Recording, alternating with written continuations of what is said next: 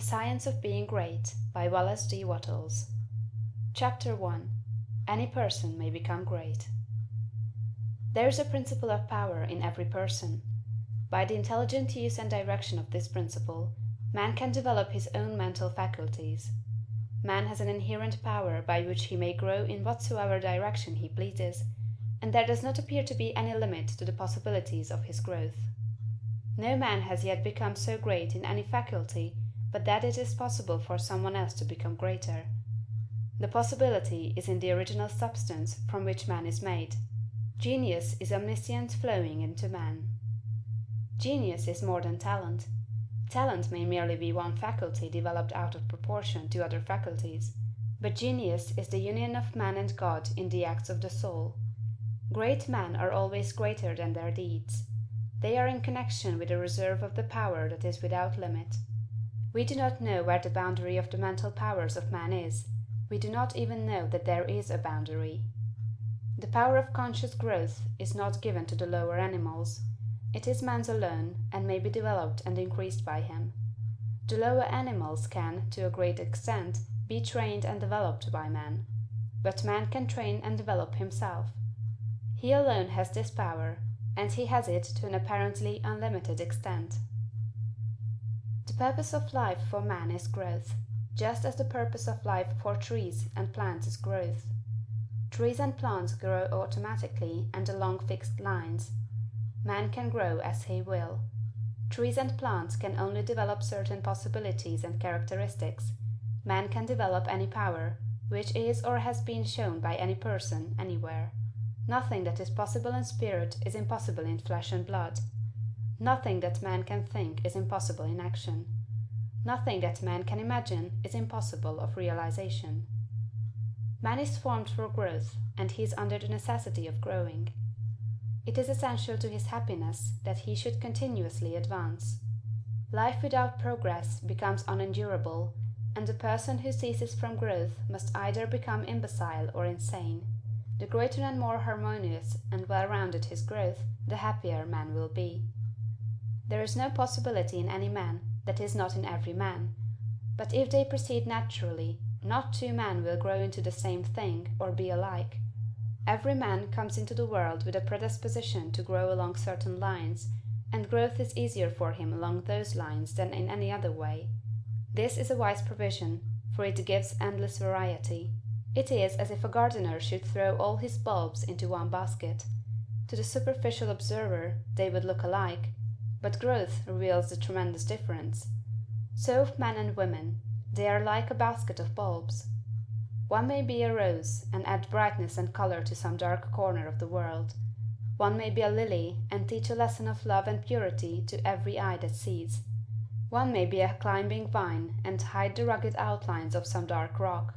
One may be a great oak among whose boughs the birds shall nest and sing, and beneath whose shade the flocks shall rest at noon, but every one will be something worthwhile, something rare, something perfect.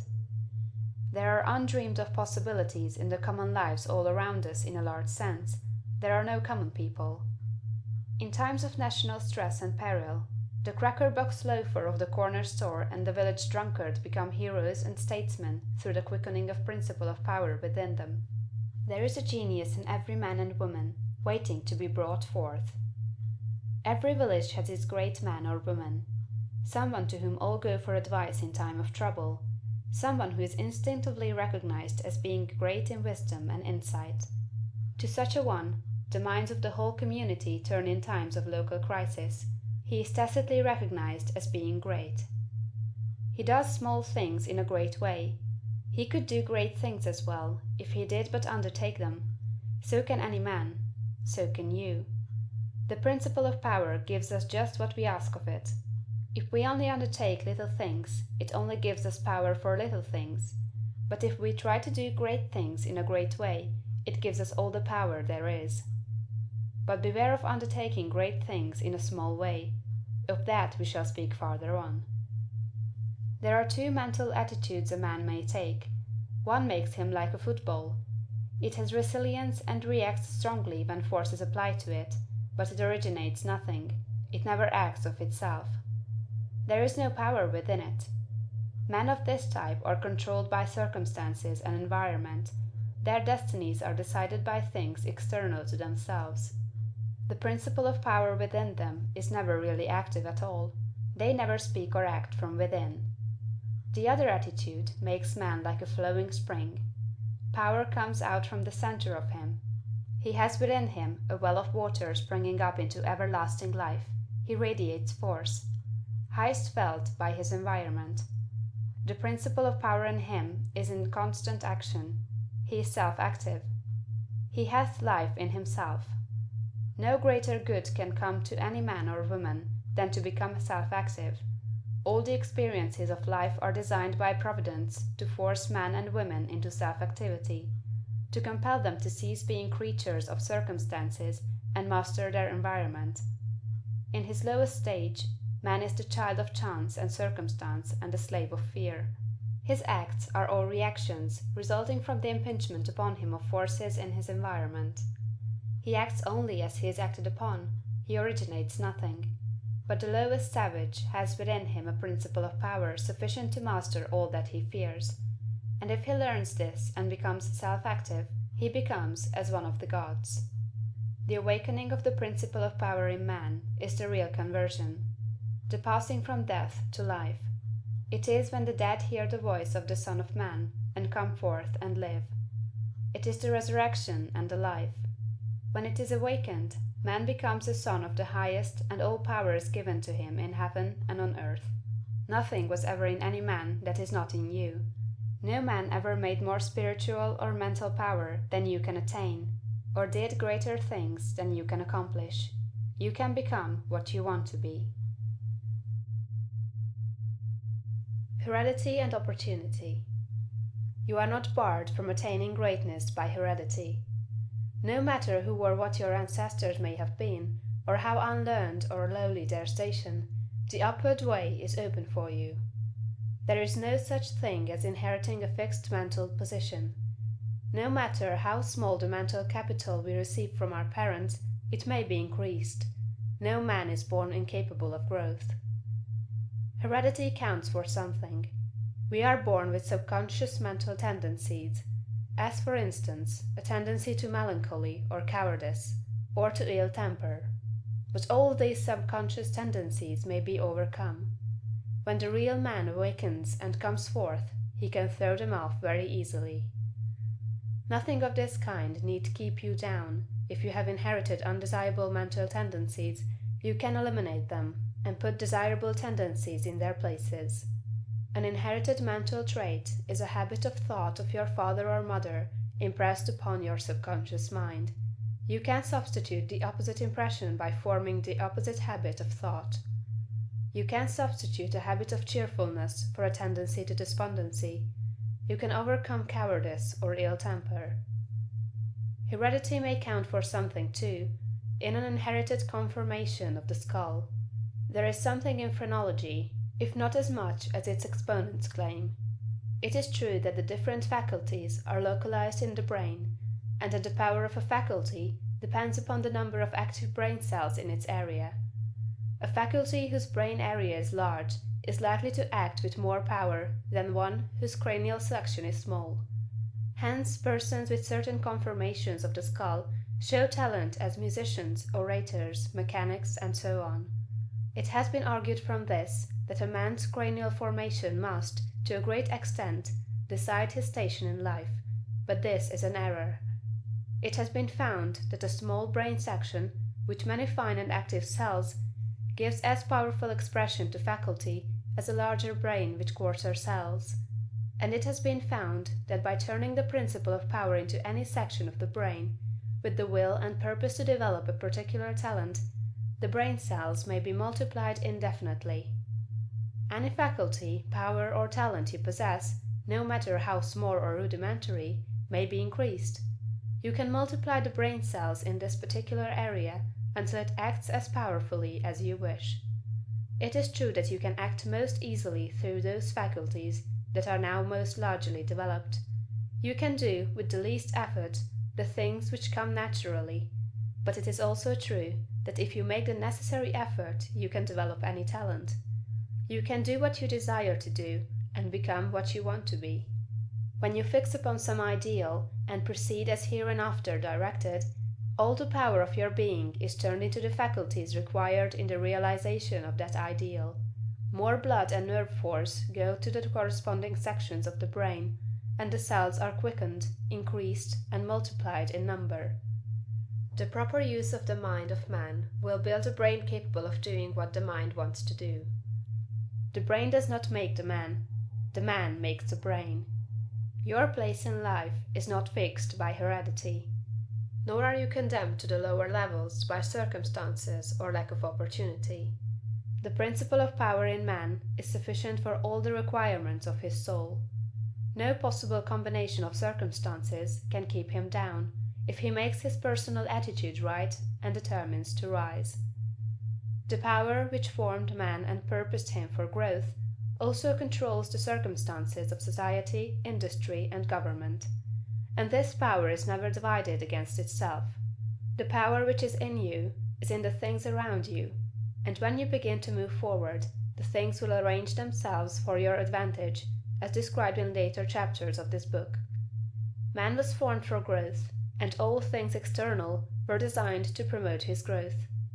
No sooner does a man awaken his soul and enter on the advancing way than he finds that not only is God for him, but nature, society, and his fellow men are for him also, and all things work together for his good if he obeys the law.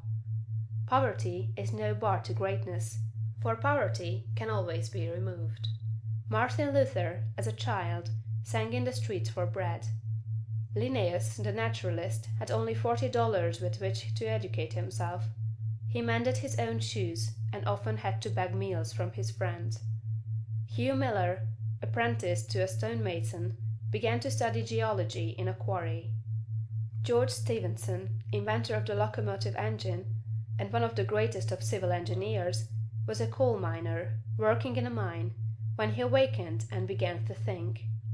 James Watt was a sickly child, and was not strong enough to be sent to school. Abraham Lincoln was a poor boy. In each of these cases, we see a principle of power in the man that lifts him above all opposition and adversity. There is a principle of power in you. If you use it and apply it in a certain way, you can overcome all heredity, and master all circumstances and conditions, and become a great and powerful personality. The source of power. Man's brain, body, mind, faculties, and talents are the mere instruments he uses in demonstrating greatness. In themselves, they do not make him great. A man may have a large brain and a good mind, strong faculties and brilliant talents, yet he is not a great man unless he uses all these in a great way. That quality which enables man to use his abilities in a great way makes him great, and to that quality we give the name of wisdom. Wisdom is the essential basis of greatness. Wisdom is the power to perceive the best ends to aim at, and the best means for reaching those ends. It is the power to perceive the right thing to do. The man who is wise enough to know the right thing to do, who is good enough to wish to do only the right thing, and who is able and strong enough to do the right thing, is a truly great man. He will instantly become marked as a personality of power in any community, and man will delight to do him honor. Wisdom is dependent upon knowledge. Where there is complete ignorance, there can be no wisdom, no knowledge of the right thing to do. Man's knowledge is comparatively limited, and so his wisdom must be small, unless he can connect his mind with knowledge greater than his own, and draw from it, by inspiration, the wisdom that his own limitations deny him. This he can do. This is what the really great men and women have done. Man's knowledge is limited and uncertain. Therefore he cannot have wisdom in himself. Only God knows all truth. Therefore only God can have real wisdom, or the right thing to do at all times, and man can receive wisdom from God. I proceed to give an illustration. Abraham Lincoln had limited education, but he had the power to perceive truth. In Lincoln we see preeminently apparent the fact that real wisdom consists in knowing the right thing to do at all times and under all circumstances, in having the will to do the right thing, and in having talent and ability enough to be competent and able to do the right thing. Back in the days of the abolition agitation, and during the compromise period, when all other men were more or less confused as to what was right and as to what ought to be done, Lincoln was never uncertain. He saw through the superficial arguments of the pro-slavery men. He saw also the impracticability and fanaticism of the abolitionists. He saw the right ends to aim at, and he saw the best means to attain those ends. It was because men recognized that he perceived truth and knew the right thing to do that they made him president.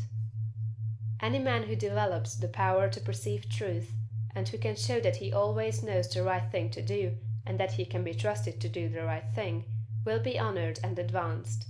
The whole world is looking eagerly for such men. When Lincoln became president, he was surrounded by a multitude of so-called able advisers, hardly any two of whom were agreed. At times they were all opposed to his policies. At times almost the whole North was opposed to what he proposed to do. But he saw the truth when others were misled by appearances. His judgment was seldom or never wrong.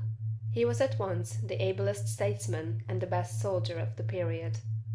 Where did he, a comparatively unlearned man, get this wisdom? It was not due to some peculiar formation of his skull, or to some fineness of texture of his brain. It was not due to some physical characteristics. It was not even a quality of mind due to superior reasoning power. Processes of reason do not often reach knowledge of truth. It was due to a spiritual insight. He perceived truth, but where did he perceive it, and whence did the perception come? We see something similar in Washington, whose faith and courage, due to his perception of truth, held the colonies together during the long and often apparently hopeless struggle of the Revolution. We see something of the same thing in the phenomenal genius of Napoleon, who always knew, in military matters, the best means to adopt. We see that the greatness of Napoleon was in nature rather than in Napoleon, and we discover back of Washington and Lincoln something greater than either Washington or Lincoln. We see the same thing in all great men and women. They perceive truth, but truth cannot be perceived until it exists, and there can be no truth until there is a mind to perceive it. Truth does not exist apart from mind.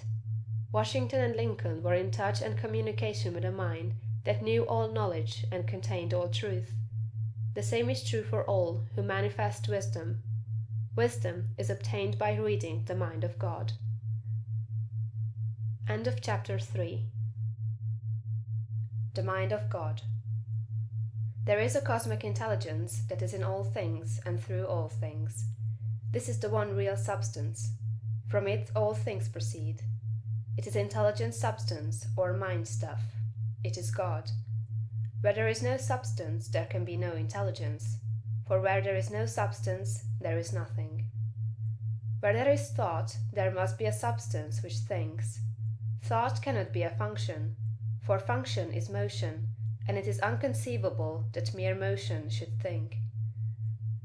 Thought cannot be vibration, for vibration is motion, and that motion should be intelligent is not thinkable. Motion is nothing but the moving of substance. If there be intelligence shown, it must be in the substance and not in the motion. Thought cannot be the result of motions in the brain. If thought is in the brain, it must be in the brain's substance, and not in the motions which brain substance makes. But thought is not in the brain substance, for brain substance, without life, is quite unintelligent and dead.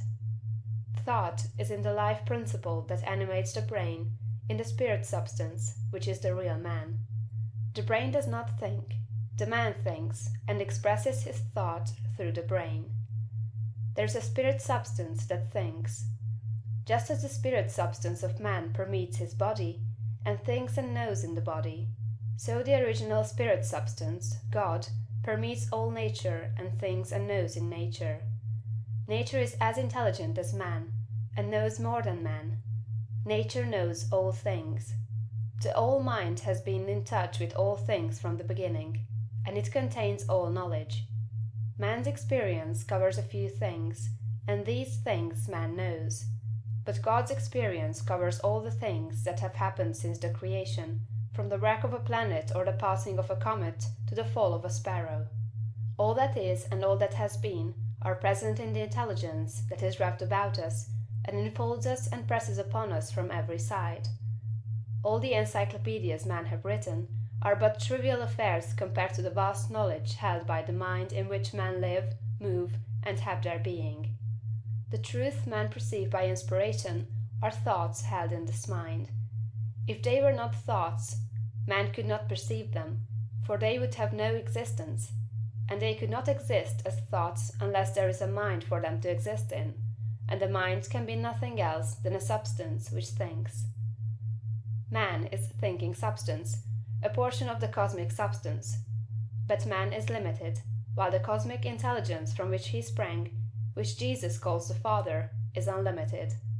All intelligence, power, and force comes from the Father. Jesus recognized this and stated it very plainly. Over and over again, he ascribed all his wisdom and power to his unity with the Father and to his perceiving the thoughts of God. My Father and I are one. This was the foundation of his knowledge and power. He showed the people the necessity of becoming spiritually awakened, of hearing his voice and becoming like him. He compared the unthinking man who is the prey and sport of circumstances to the dead man in a tomb, and besought him to hear and come forth. God is spirit, he said. Be born again, become spiritually awake, and you may see his kingdom. Hear my voice, see what I am and what I do, and come forth and live. The words I speak are spirit and life. Accept them, and they will cause a well of water to spring up within you. Then you will have life within yourself. I do what I see the Father do, he said, meaning that he read the thoughts of God. The Father shows all things to the Son. If any man has the will to do the will of God, he shall know truth. My teaching is not my own, but his that sent me. You shall know the truth, and the truth shall make you free. The Spirit shall guide you into all truth. We are immersed in mind, and that mind contains all knowledge and all truth. It is seeking to give us this knowledge, for our Father delights to give good gifts to his children. The prophets and seers and great men and women, past and present, were made great by what they received from God, not by what they were taught by man. This limitless reservoir of wisdom and power is open to you. You can draw upon it as you will, according to your needs. You can make yourself what you desire to be. You can do what you wish to do. You can have what you want. To accomplish this, you must learn to become one with the Father, so that you may perceive truth, so that you may have wisdom, and know the right ends to seek and the right means to use to attain those ends, and so that you may secure power and ability to use the means. In closing this chapter, resolve that you will now lay aside all else, and concentrate upon the attainment of conscious unity with God. Oh, when I am safe in my Sylvan home, I tread on the pride of Greece and Rome, and when I am stretched beneath the pines, where the evening star so wholly shines, I laugh at the lore and pride of man, at the sophist schools and the learned clan, for what are they in all their high conceit, when man in the bush with God may meet? End of chapter 4. Preparation. Draw nigh to God, and he will draw nigh to you. If you become like God, you can read his thoughts, and if you do not, you will find the inspirational perception of truth impossible. You can never become a great man or woman until you have overcome anxiety, worry, and fear. It is impossible for an anxious man, a worried one, or a fearful one to perceive truth. All things are distorted and thrown out of their proper relations by such mental states, and those who are in them cannot read the thoughts of God. If you are poor, or if you are anxious about business or financial matters, you are recommended to study carefully the first volume of this series, The Science of Getting Rich. That will present to you a solution for your problems of this nature, no matter how large or how complicated they may seem to be. There is not the least cause for worry about financial affairs. Every person who wills to do so may rise above want, have all he needs, and become rich. The same source upon which you propose to draw for mental unfolding and spiritual power is at your service for the supply of all your material wants. Study this truth until it is fixed in your thoughts and until anxiety is banished from your mind. Enter the certain way which leads to material riches. Again, if you are anxious or worried about your health, realize it is possible for you to attain perfect health so that you may have strength sufficient for all that you wish to do and more. That intelligence that stands ready to give you wealth and mental and spiritual power will rejoice to give you health also. Perfect health is yours for the asking, if you will only obey the simple laws of life and live aright. Conquer ill health and cast out fear. But it is not enough to rise above financial and physical anxiety and worry. You must rise above moral evil-doing as well. Sound your inner consciousness now for the motives that actuate you and make sure they are right. You must cast out lust and cease to be ruled by appetite, and you must begin to govern appetite. You must eat only to satisfy hunger, never for gluttonous pleasure, and in all things you must make the flesh obey the spirit. You must lay aside greed. Have no unworthy motive in your desire to become rich and powerful. It is legitimate and right to desire riches, if you want them for the sake of the soul, but not if you desire them for the lusts of the flesh. Cast out pride and vanity. Have no thought of trying to rule over others, or of outdoing them. This is a vital point. There is no temptation so insidious as the selfish desire to rule over others. Nothing so appeals to the average man or woman as to sit in the uppermost places at feasts, to be respectfully saluted in the marketplace, and to be called rabbi, master. To exercise some sort of control over others is the secret motive of every selfish person. The struggle for power over others is the battle of the competitive world, and you must rise above that world and its motives and aspirations, and seek only for life. Cast out envy. You can have all that you want, and you need not envy any man what he has. Above all things, see to it that you do not hold malice or enmity toward anyone. To do so cuts you off from the mind whose treasures you seek to make your own. He that loves not his brother loves not God. Lay aside all narrow personal ambition, and determine to seek the highest good and to be swayed by no unworthy selfishness. Go where all the foregoing, and set these moral temptations out of your heart one by one, determined to keep them out. Then resolve that you will not only abandon all evil thought, but that you will forsake all deeds, habits, and courses of action which do not recommend themselves to your noblest ideals. This is supremely important. Make this resolution with all the power of your soul, and you are ready for the next step towards greatness, which is explained in the following chapter. End of chapter 5. The social point of view. Without faith, it is impossible to please God, and without faith, it is impossible for you to become great. The distinguishing characteristics of all really great men and women is an unwavering faith. We see this in Lincoln during the dark days of the war. We see it in Washington at Valley Forge. We see it in Livingstone, the crippled missionary, threading the mazes of the dark continent, his soul aflame with the determination to let in the light upon the accursed slave trade which his soul abhorred. We see it in Luther and in Francis Willard, in every man and woman who has attained a place on the muster roll of the great ones of the world. Faith, not a faith in oneself or in one's own powers, but faith in principle, in the something great which upholds right, and which may be relied upon to give us the victory in due time. Without this faith, it is not possible for anyone to rise to real greatness.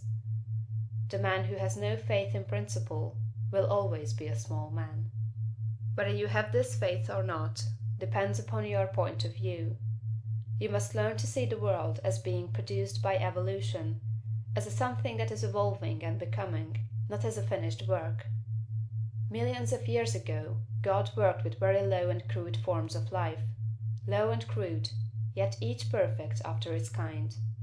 Higher and more complex organisms, animal and vegetable, appeared through the successive ages. The earth passed through stage after stage in its unfolding, each stage perfect in itself, and to be succeeded by a higher one. What I wish you to note is that the so-called lower organisms are as perfect after their kind as the higher ones, that the world in the Eocene period was perfect for that period. It was perfect, but God's work was not finished. This is true of the world today. Physically, socially, and industrially, it is all good, and it is all perfect. It is not complete anywhere or in any part, but so far as the handiwork of God has gone, it is perfect. This must be your point of view, that the world and all it contains is perfect, though not completed. All's right with the world. That is the great fact. There is nothing wrong with anything. There is nothing wrong with anybody. All the facts of life you must contemplate from this standpoint. There is nothing wrong with nature.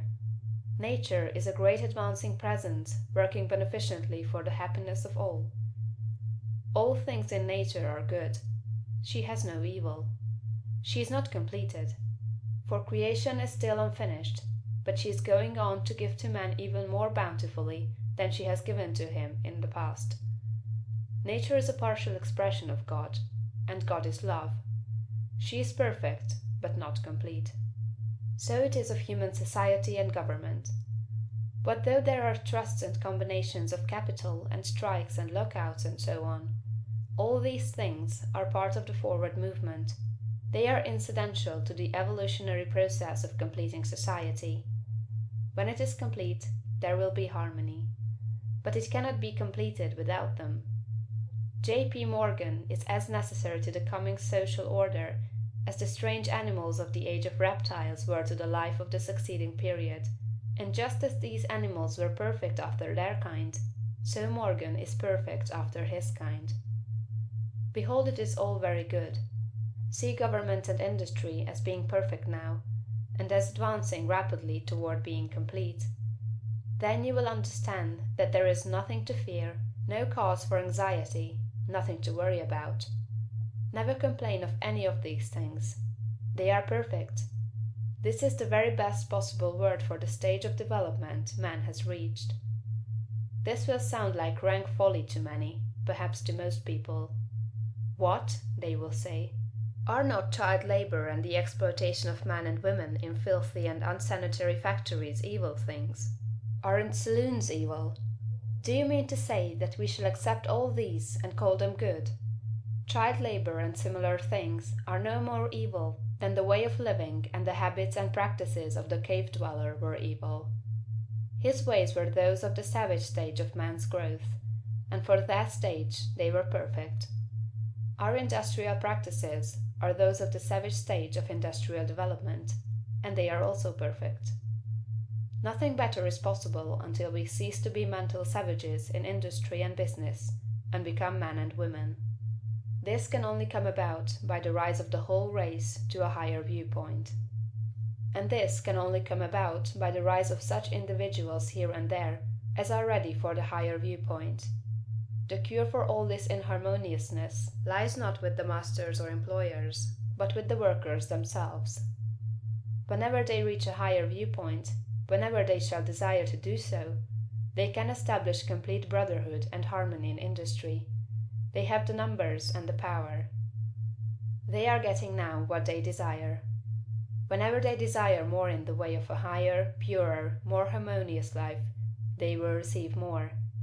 True, they want more now, but they only want more of the things that make for animal enjoyment, and so industry remains in the savage, brutal, animal stage. When the workers begin to rise to the mental plane of living, and ask for more of the things that make for the life of the mind and soul, industry will at once be raised above the plane of savagery and brutality. But it is perfect now upon its plane. Behold, in fact it is all very good. So it is true of saloons and dens of vice. If the majority of the people desire these things, it is right and necessary that they should have them. When the majority desires a world without such discords, they will create such a world. So long as men and women are on the plane of bestial thought, so long the social order will be in part disorder, and will show bestial manifestations. The people make society what it is, and as the people rise above the bestial thought, society will rise above the beastly in its manifestations. But a society which thinks in a bestial way must have saloons and dives. It is perfect after its kind, as the world was in the Eocene period, and very good. All this does not prevent you from working for better things.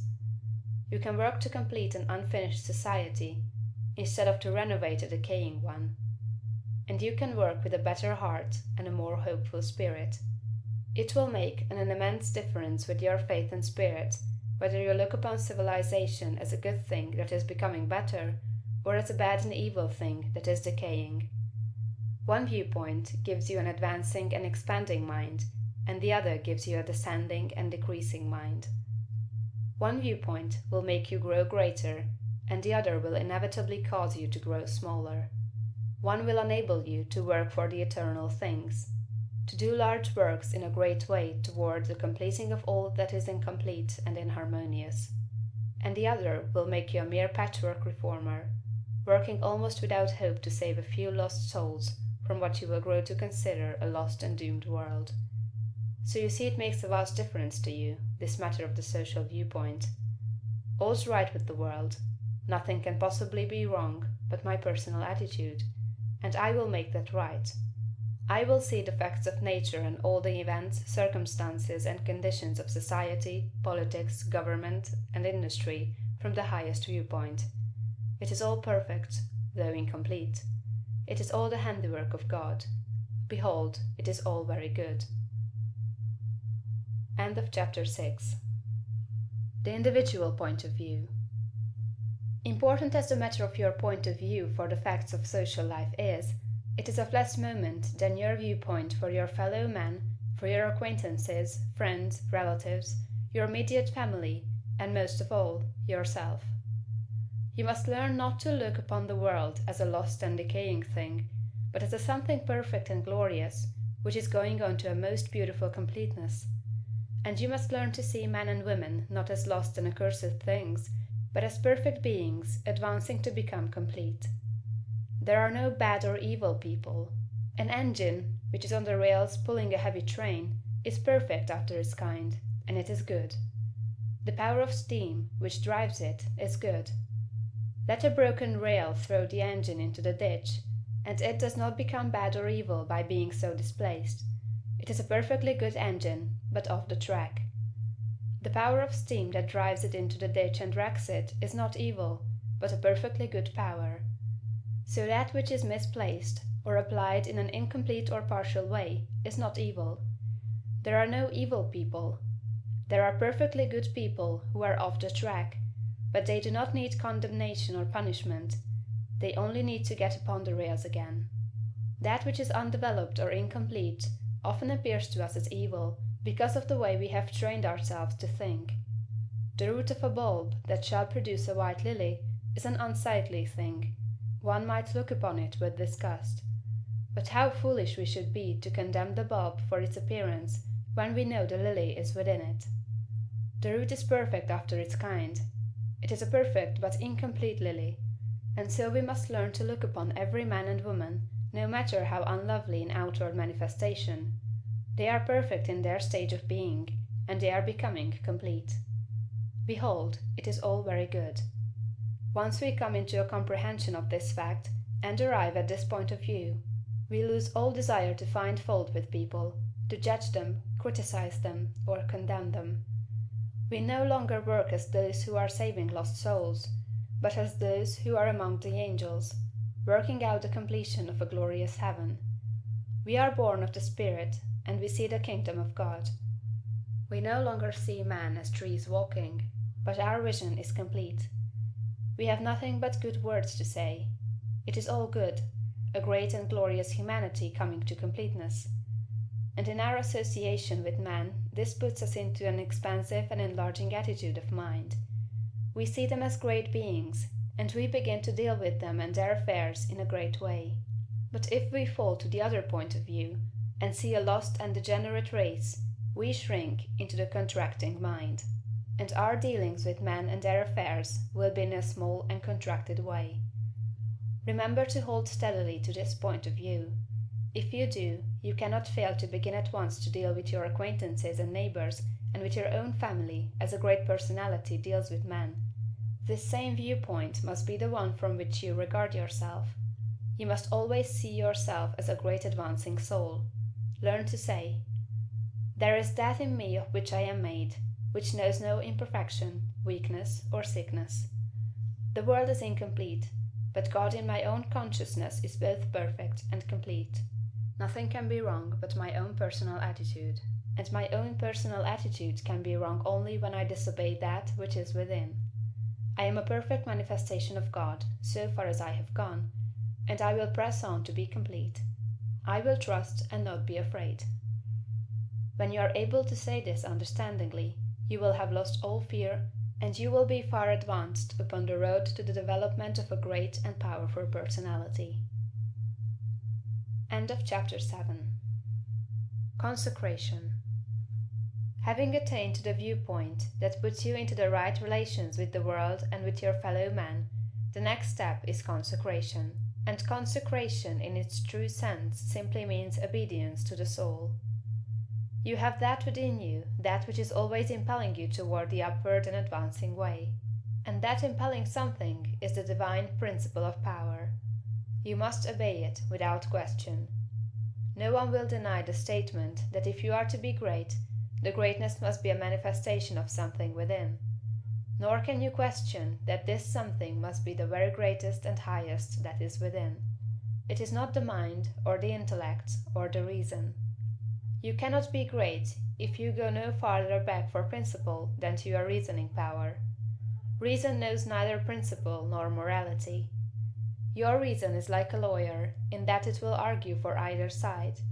The intellect of a thief will plan robbery and murder as readily as the intellect of a saint will plan a great philanthropy. Intellect helps us to see the best means and manner of doing the right thing, but intellect never shows us the right thing. Intellect and reason serve the selfish man for his selfish ends as readily as they serve the unselfish man for his unselfish ends. Use intellect and reason without regard to principle, and you may become known as a very able person, but you will never become known as a person whose life shows the power of real greatness.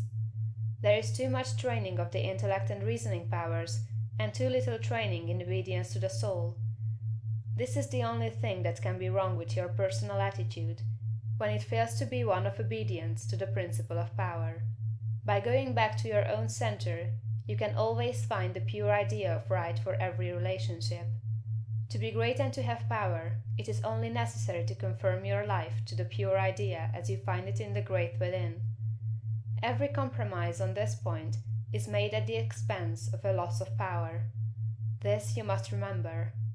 There are many ideas in your mind that you have outgrown, and which, from force of habit, you still permit to dictate the actions of your life. Cease all this. Abandon everything you have outgrown. There are many ignoble customs, social and other, which you still follow, although you know they tend to dwarf and belittle you, and keep you acting in a small way. Rise above all this. I do not say that you should absolutely disregard conventionalities, or the commonly accepted standards of right and wrong. You cannot do this, but you can deliver your soul from most of the narrow restrictions that bind the majority of your fellow men. Do not give your time and strength to the support of the obsolete institutions, religious or otherwise. Do not be bound by creeds in which you do not believe. Be free. You have perhaps formed some sensual habits of mind or body. Abandon them. You still indulge in distrustful fears that things will go wrong, or that people will betray you or mistreat you. Get above all of them. You still act selfishly in many ways and on many occasions. Cease to do so. Abandon all these, and in place of them, put the best actions you can form a conception of in your mind. If you desire to advance, and you are not doing so, remember that it can be only because your thought is better than your practice. You must do as well as you think. Let your thoughts be ruled by principle, and then live up to your thoughts. Let your attitude in business, in politics, in neighborhood affairs, and in your own home be the expression of the best thoughts you can think. Let your manner toward all men and women, great and small, and especially to your own family circle, always be the most kindly, gracious, and courteous you can picture in your imagination. Remember your viewpoint. You are a god in the company of gods, and must conduct yourself accordingly. The steps to complete consecration are few and simple. You cannot be ruled from below if you are to be great. You must rule from above. Therefore you cannot be governed by physical impulses. You must bring your body into subjection to the mind. But your mind, without principle, may lead you into selfishness and immoral ways. You must put the mind into subjection to the soul, and your soul is limited by the boundaries of your knowledge. You must put it into subjection to that our soul which needs no searching of the understanding, but before whose eye all things are spread. That constitutes consecration. Say, I surrender my body to be ruled by my mind. I surrender my mind to be governed by my soul, and I surrender my soul to the guidance of God. Make this consecration complete and thorough, and you have taken the second great step in the way of greatness and power. End of chapter 8. Identification.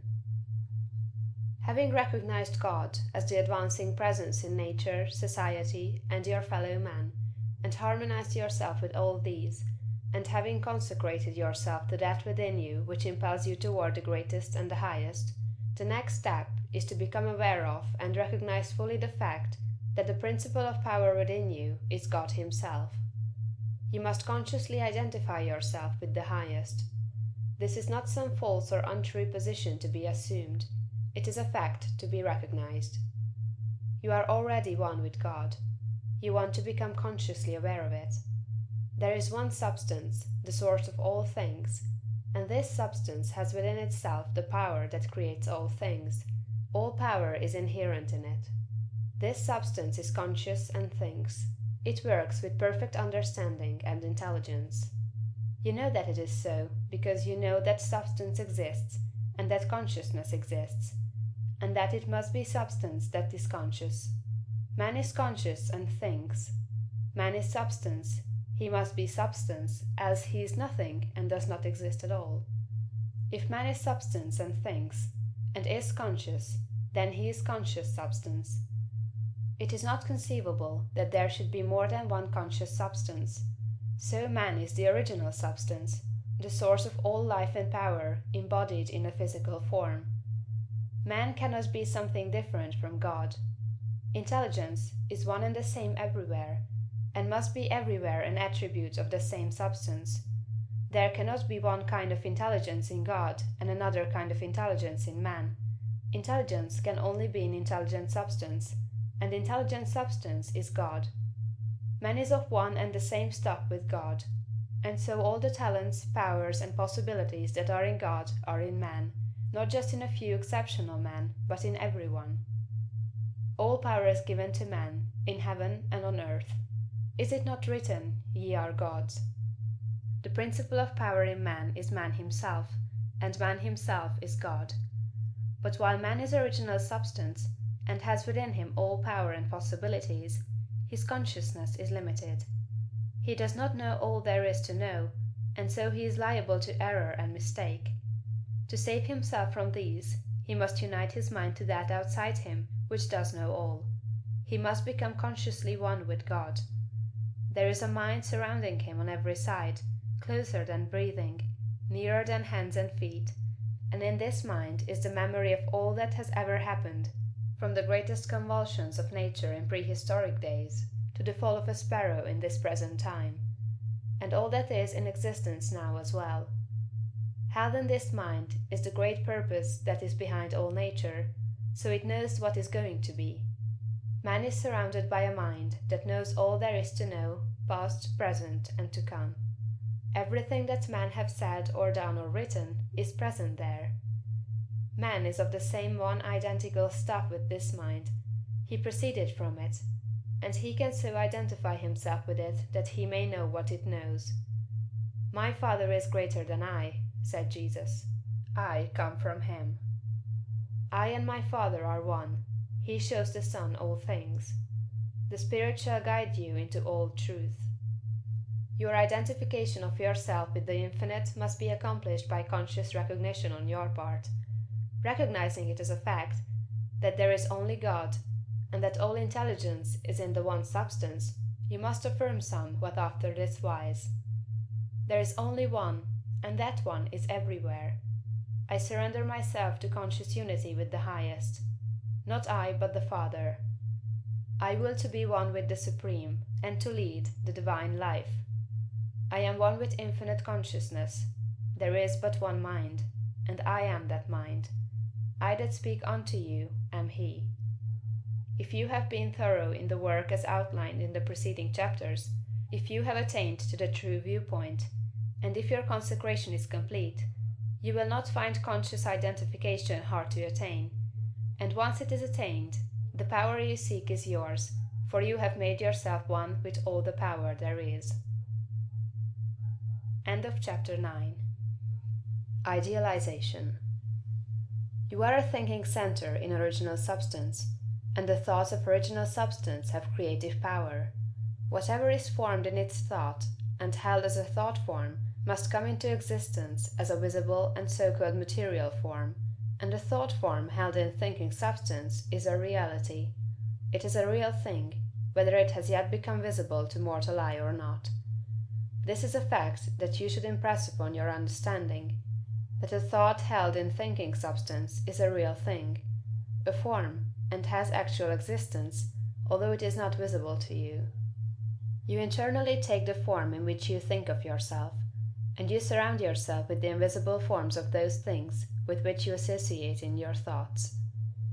If you desire a thing, picture it clearly and hold the picture steadily in mind until it becomes a definite thought form. And if your practices are not such as to separate you from God, the thing you want will come to you in material form. It must do so in obedience to the law by which the universe was created. Make no thought form of yourself in connection with disease or sickness, but form a conception of health. Make a thought form of yourself as strong and hearty and perfectly well. Impress this thought form on creative intelligence, and if your practices are not in violation of the laws by which the physical body is built, your thought form will become manifest in your flesh. This also is certain: it comes by obedience to law. Make a thought form of yourself as you desire to be, and set your ideal as near to perfection as your imagination is capable of forming the conception. Let me illustrate. If a young law student wishes to become great, let him picture himself, while attending to the viewpoint, consecration, and identification as previously directed, as a great lawyer, pleading his case with matchless eloquence and power before the judge and jury, as having an unlimited command of truth, of knowledge, and of wisdom. Let him picture himself as the great lawyer in every possible situation and contingency. While he is still only the student, in all circumstances let him never forget or fail to be the great lawyer in his thought form of himself. As the thought form grows more definite and habitual in his mind, the creative energies, both within and without, are set at work. He begins to manifest the form from within, and all the essentials without, which go into the picture, begin to be impelled toward him. He makes himself into the image, and God works with him. Nothing can prevent him from becoming what he wishes to be. In the same general way, the musical student pictures himself as performing perfect harmonies, and as delighting vast audiences. The actor forms the highest conception he is capable of in regard to his art, and applies this conception to himself. The farmer and the mechanic do exactly the same thing. Fix upon your ideal of what you wish to make of yourself. Consider well, and be sure that you make the right choice. That is, the one that will be the most satisfactory to you in a general way. Do not pay too much attention to the advice and suggestions of those around you. Do not believe that anyone can know, better than yourself, what is right for you. Listen to what others have to say, but always form your own conclusions.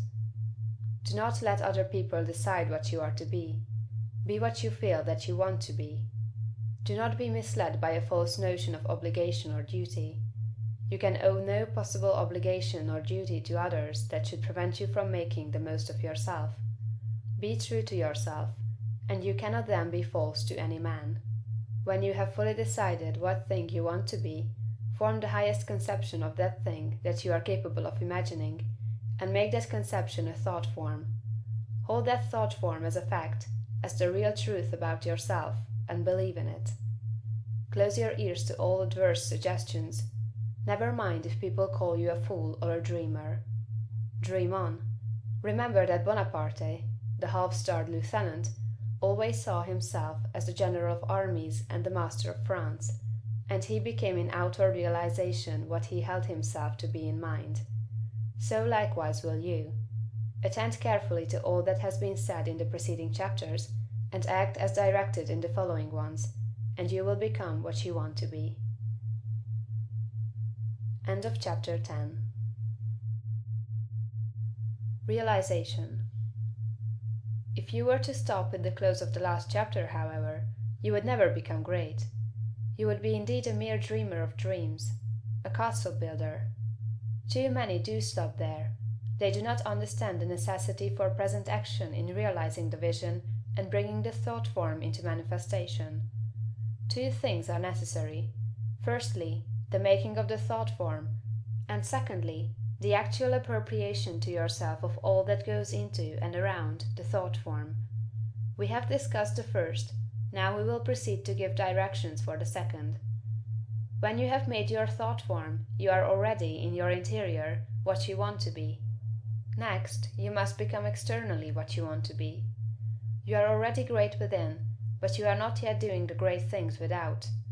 You cannot begin, on the instant, to do the great things.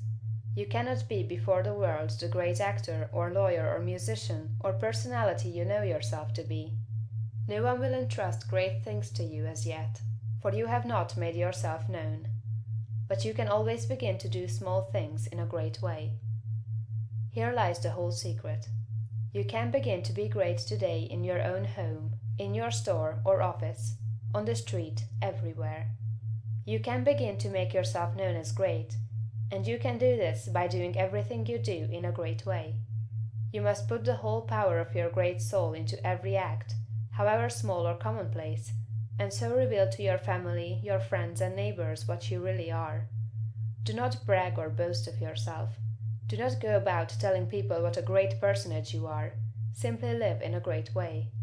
No one will believe you if you tell him you are a great man, but no one can doubt your greatness if you show it in your actions.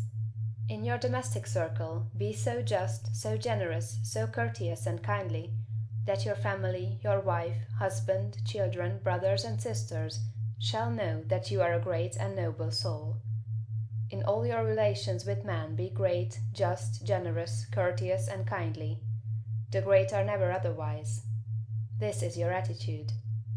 Next, and most important, you must have absolute faith in your own perceptions of truth.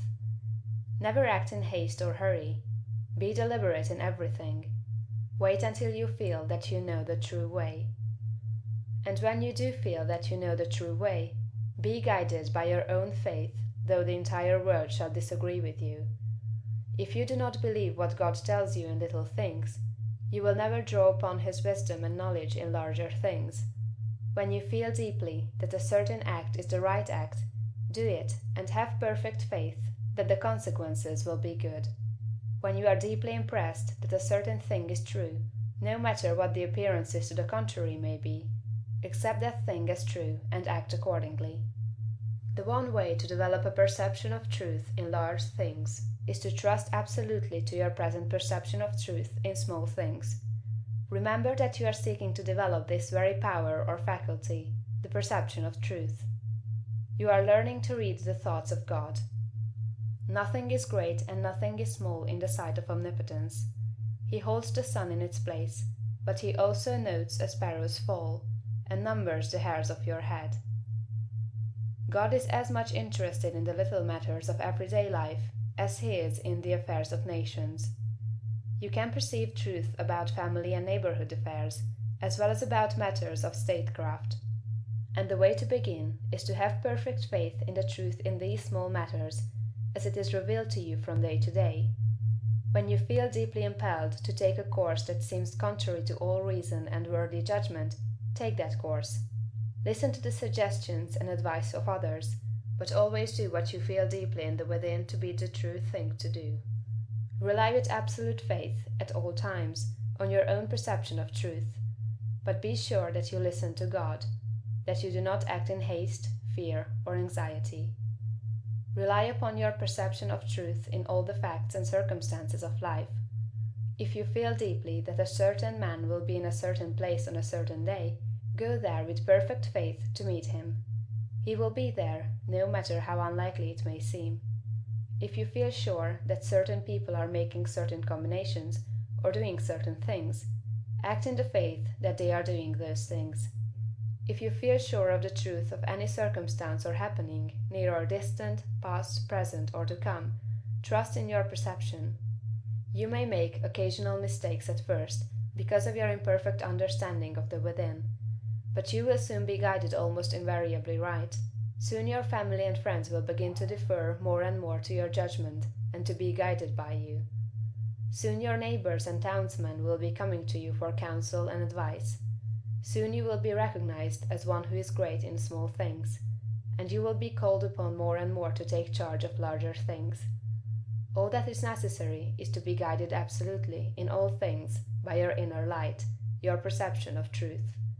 Obey your soul, have perfect faith in yourself. Never think of yourself with doubt or distrust, or as one who makes mistakes. If I judge, my judgment is just, for I seek not honor from men, but from the Father only. End of chapter 11. Hurry and Habit. No doubt you have many problems, domestic, social, physical, and financial, which seem to you to be pressing for instant solution. You have debts that must be paid, or other obligations that must be met. You are unhappily or inharmoniously placed, and feel that something must be done at once. Do not get into a hurry and act from superficial impulses.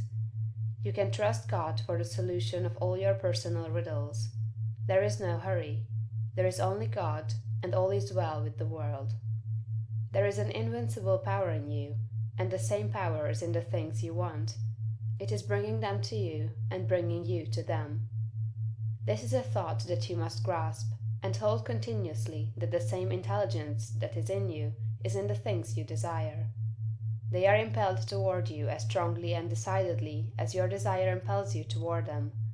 The tendency, therefore, of a steadily held thought must be to bring the things you desire to you, and to group them around you. So long as you hold your thought and your faith right, all must go well. Nothing can be wrong but your own personal attitude, and that will not be wrong if you trust and are not afraid. Hurry is a manifestation of fear. He who fears not has plenty of time. If you act with perfect faith in your own perceptions of truth, you will never be too late or too early, and nothing will go wrong. If things appear to be going wrong, do not get disturbed in mind. It is only an appearance. Nothing can go wrong in this world but yourself, and you can go wrong only by getting into the wrong mental attitude. Whenever you find yourself getting excited, worried, or into the mental attitude of hurry, sit down and think it over, play a game of some kind, or take a vacation. Go on a trip, and all will be right when you return. So surely as you find yourself in the mental attitude of haste, just so surely may you know that you are out of the mental attitude of greatness. Hurry and fear will instantly cut your connection with the universal mind. You will get no power, no wisdom, and no information until you are calm. And to fall into the attitude of hurry will check the action of the principle of power within you. Fear turns strength to weakness. Remember that poise and power are inseparably associated. The calm and balanced mind is the strong and great mind. The hurried and the agitated mind is the weak one. Whenever you fall into the mental state of hurry, you may know that you have lost the right viewpoint. You are beginning to look upon the world, or some part of it, as going wrong. At such times, read chapter 6 of this book. Consider the fact that this work is perfect, now, with all that it contains. Nothing is going wrong. Nothing can be wrong. Be poised, be calm, be cheerful. Have faith in God. Next, as to habit, it is probable that your greatest difficulty will be to overcome your old habitual ways of thought and to form new habits. The world is ruled by habit. Kings, tyrants, masters, and plutocrats hold their positions solely because the people have come to habitually accept them. Things are as they are only because people have formed the habit of accepting them as they are. When the people change their habitual thought about governmental, social, and industrial institutions, they will change the institutions. Habit rules us all. You have formed, perhaps, the habit of thinking of yourself as a common person, as one of a limited ability, or as being more or less of a failure. Whatever you habitually think yourself to be, that you are. You must form now a greater and better habit. You must form a conception of yourself as a being of limitless power, and habitually think that you are that being. It is the habitual, not the periodical thought that decides your destiny. It will avail you nothing to sit apart for a few moments several times a day to affirm that you are great, if during all the balance of the day, while you are about your regular vocation, you think of yourself as not great. No amount of praying or affirmation will make you great, if you still habitually regard yourself as being small. The use of prayer and affirmation is to change your habit of thought. Any act, mental or physical, often repeated, becomes a habit. The purpose of mental exercises is to repeat certain thoughts over and over until the thinking of those thoughts becomes constant and habitual. The thoughts we continually repeat become convictions. What you must do is to repeat the new thought of yourself until it is the only way in which you think of yourself. Habitual thought, and not environment or circumstance, has made you what you are. Every person has some central idea or thought form of himself, and by this idea he classifies and arranges all his facts and external relationships. You are classifying your facts either according to the idea that you are a great and strong personality, or according to the idea that you are limited, common, or weak. If the latter is the case, you must change your central idea. Get a new mental picture of yourself. Do not try to become great by repeating mere strings of words or superficial formulas, but repeat over and over the thought of your own power and ability until you classify external facts and decide your place everywhere by this idea. In another chapter will be found an illustrative mental exercise and further directions on this point. End of chapter 12. Thought. Greatness is only attained by the constant thinking of great thoughts. No man can become great in outward personality until he is great internally, and no man can be great internally until he thinks. No amount of education, reading, or study can make you great without thought, but thought can make you great with every little study. There are altogether too many people who are trying to make something of themselves by reading books without thinking. All such will fail. You are not mentally developed by what you read, but by what you think about what you read. Thinking is the hardest and most exhausting of all labor, and hence many people shrink from it. God has so formed us that we are continuously impelled to thought. We must either think or engage in some activity to escape thought. The headlong, continuous chase for pleasure in which most people spend all their leisure time is only an effort to escape thought. If they are alone, or if they have nothing amusing to take their attention, as a novel to read or a show to see, they must think, and to escape from thinking they resort to novels, shows, and all the endless devices of the purveyors of amusement. Most people spend the greater part of their leisure time running away from thought, hence they are what they are. We never move forward until we begin to think. Read less and think more. Read about great things and think about great questions and issues. We have at the present time few really great figures in the political life of our country. Our politicians are a petty lot. There is no Lincoln, no Webster, no Clay, no Calhoun, no Jackson. Why? Because our present statesmen deal only with sordid and petty issues, questions of dollars and cents, of expediency and party success, of material prosperity without regard to ethical right. Thinking along these lines does not call forth great souls. The statesmen of Lincoln's time and previous times dealt with questions of eternal truth, of human rights and justice. Men thought upon great themes, they thought great thoughts, and they became great men. Thinking, not mere knowledge or information, makes personality. Thinking is growth. You cannot think without growing. Every thought engenders another thought. Write one idea, and others will follow until you have written a page. You cannot fathom your own mind. It has neither bottom nor boundaries. Your first thoughts may be crude, but as you go on thinking, you will use more and more of yourself. You will quicken new brain cells into activity, and you will develop new faculties. Heredity, environment, circumstances, all things must give way before you if you practice sustained and continuous thought. But, on the other hand, if you neglect to think for yourself and only use other people's thought, you will never know what you are capable of, and you will end by being incapable of anything. There can be no real greatness without original thought. All that a man does outwardly is the expression and completion of his inward thinking. No action is possible without thought, and no great action is possible until a great thought has preceded it. Action is the second form of thought, and personality is the materialization of thought. Environment is the result of thought. Things group themselves or arrange themselves around you according to your thought. There is, as Emerson says, some central idea or conception of yourself by which all the facts of your life are arranged and classified. Change this central idea, and you change the arrangement or classification of all the facts and circumstances of your life. You are what you are because you think as you do. You are where you are because you think as you do. You see then the immense importance of thinking about the great essentials set forth in the preceding chapters. You must not accept them in any superficial way. You must think about them until they are a part of your central idea. Go back to the matter of the point of view, and consider, in all its bearings, the tremendous thought that you live in a perfect world among perfect people, and that nothing can possibly be wrong with you but your own personal attitude. Think about all this until you fully realize all that it means to you.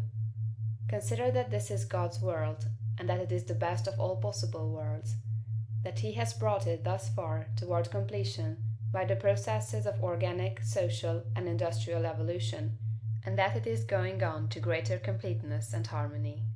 Consider that there is one great, perfect, intelligent principle of life and power, causing all the changing phenomena of the cosmos. Think about all this until you see that it is true, and until you comprehend how you should live and act as a citizen of such a perfect whole. Next, think of the wonderful truth that this great intelligence is in you. It is your own intelligence. It is an inner light impelling you toward the right thing and the best thing, the greatest act and the highest happiness. It is a principle of power in you, giving you all the ability and genius there is. It will infallibly guide you to the best, if you will submit to it and walk in the light. Consider what is meant by your consecration of yourself when you say, "I will obey my soul." This is a sentence of tremendous meaning. It must revolutionize the attitude and behavior of the average person. Then think of your identification with this great Supreme, that all its knowledge is yours, and all its wisdom is yours for the asking. You are a god if you think like a god. If you think like a god, you cannot fail to act like a god. Divine thoughts will surely externalize themselves in a divine life. Thoughts of power will end in a life of power. Great thoughts will manifest in a great personality. Think well of all this, and then you are ready to act. End of chapter 13. Action at home. Do not merely think that you are going to become great. Think that you are great now. Do not think that you will begin to act in a great way at some future time. Begin now. Do not think that you will act in a great way when you reach a different environment. Act in a great way where you are now. Do not think that you will begin to act in a great way when you begin to deal with great things. Begin to deal in a great way with small things. Do not think that you will begin to be great when you get among more intelligent people or among people who understand you better. Begin now to deal in a great way with the people around you. If you are not in an environment where there is scope for your best powers and talents, you can move in due time, but meanwhile you can be great where you are. Lincoln was as great when he was a backwoods lawyer as when he was president. As a backwoods lawyer he did common things in a great way, and that made him president. Had he waited until he reached Washington to begin to be great, he would have remained unknown. You are not made great by the location in which you happen to be, nor by the things with which you may surround yourself.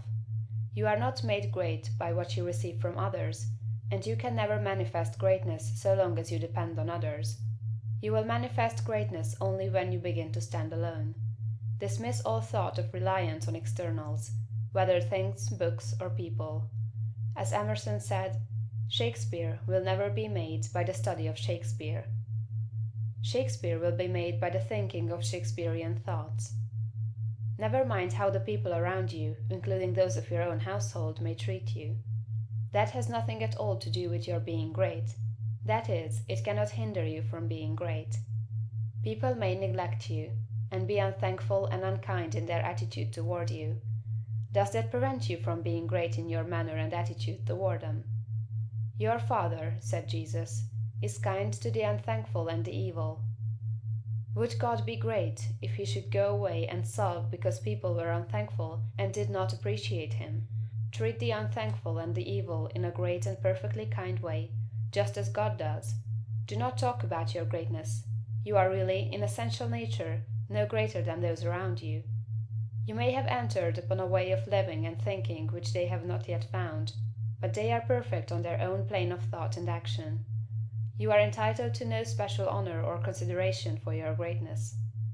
You are a god, but you are among gods. You will fall into the boastful attitude if you see other people's shortcomings and failures and compare them with your own virtues and successes. And if you fall into the boastful attitude of mind, you will cease to be great and become small. Think of yourself as a perfect being among perfect beings, and meet every person as an equal, not as either superior or an inferior. Give yourself no airs. Great people never do. Ask no honors and seek no recognition. Honors and recognition will come fast enough if you are entitled to them. Begin at home.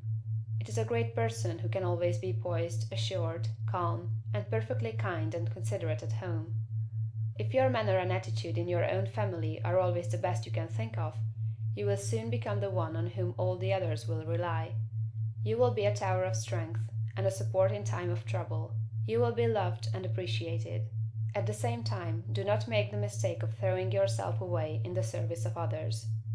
The great person respects himself.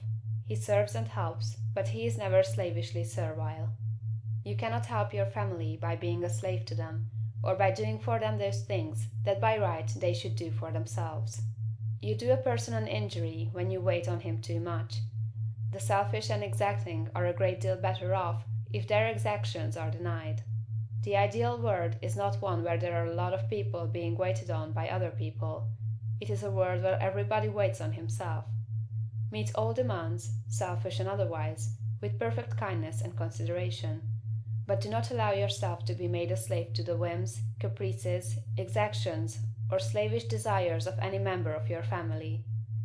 To do so is not great, and it works an injury to the other party. Do not become uneasy over the failures or mistakes of any member of your family, and feel that you must interfere.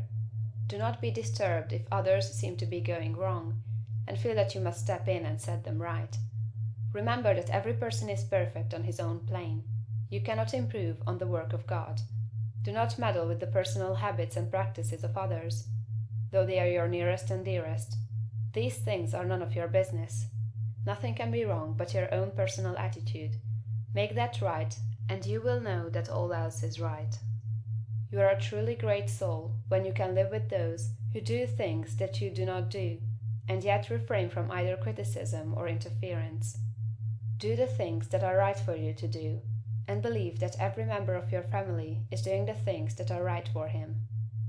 Nothing is wrong with anybody or anything. Behold, it is all very good.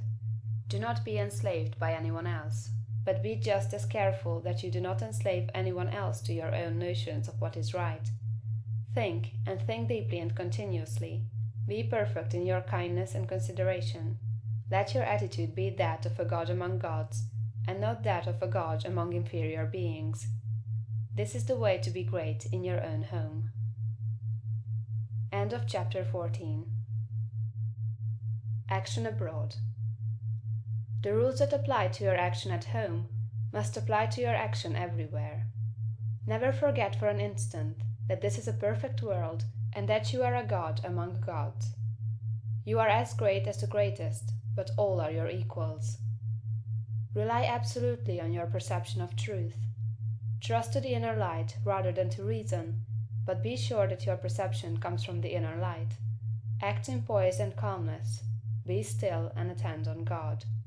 Your identification of yourself with the All-Mind will give you all the knowledge you need for guidance in any contingency that may arise in your own life or in the lives of the others. It is only necessary that you should be supremely calm and rely upon the eternal wisdom that is within you. If you act in poise and faith, your judgment will always be right, and you will always know exactly what to do. Do not hurry or worry. Remember Lincoln in the dark days of the war. James Freeman Clarke relates that after the Battle of Fredericksburg, Lincoln alone furnished a supply of faith and hope for the nation.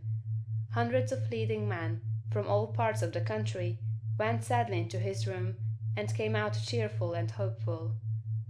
They had stood face to face with the Highest, and had seen God in this lank, ungainly, patient man, although they knew it not. Have perfect faith in yourself and in your own ability to cope with any combination of circumstances that may arise. Do not be disturbed if you are alone. If you need friends, they will be brought to you at the right time. Do not be disturbed if you feel that you are ignorant. The information that you need will be furnished you when it is time for you to have it. That which is in you impelling you forward is in the things and people you need, impelling them toward you. If there is a particular man you need to know, he will be introduced to you.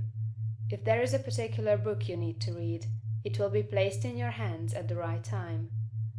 All the knowledge you need is coming to you from both external and internal sources. Your information and your talents will always be equal to the requirements of the occasion. Remember that Jesus told his disciples not to worry as to what they should say when brought before the judges. He knew that the power in them would be sufficient for the needs of the hour. As soon as you awaken and begin to use your faculties in a great way, you will apply power to the development of your brain. New cells will be created, and dormant cells quickened into activity, and your brain will be qualified as a perfect instrument for your mind. Do not try to do great things until you are ready to go about them in a great way.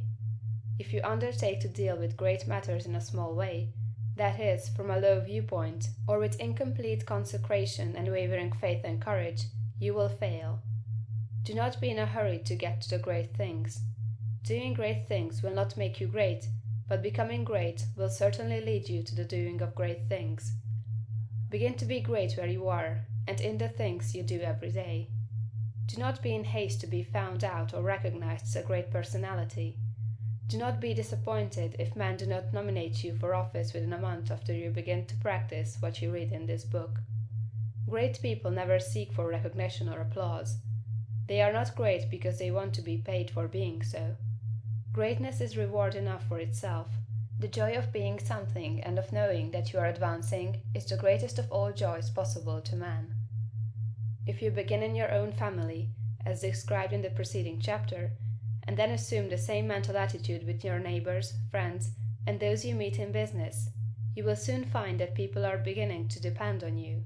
Your advice will be sought, and a constantly increasing number of people will look to you for strength and inspiration, and rely upon your judgment.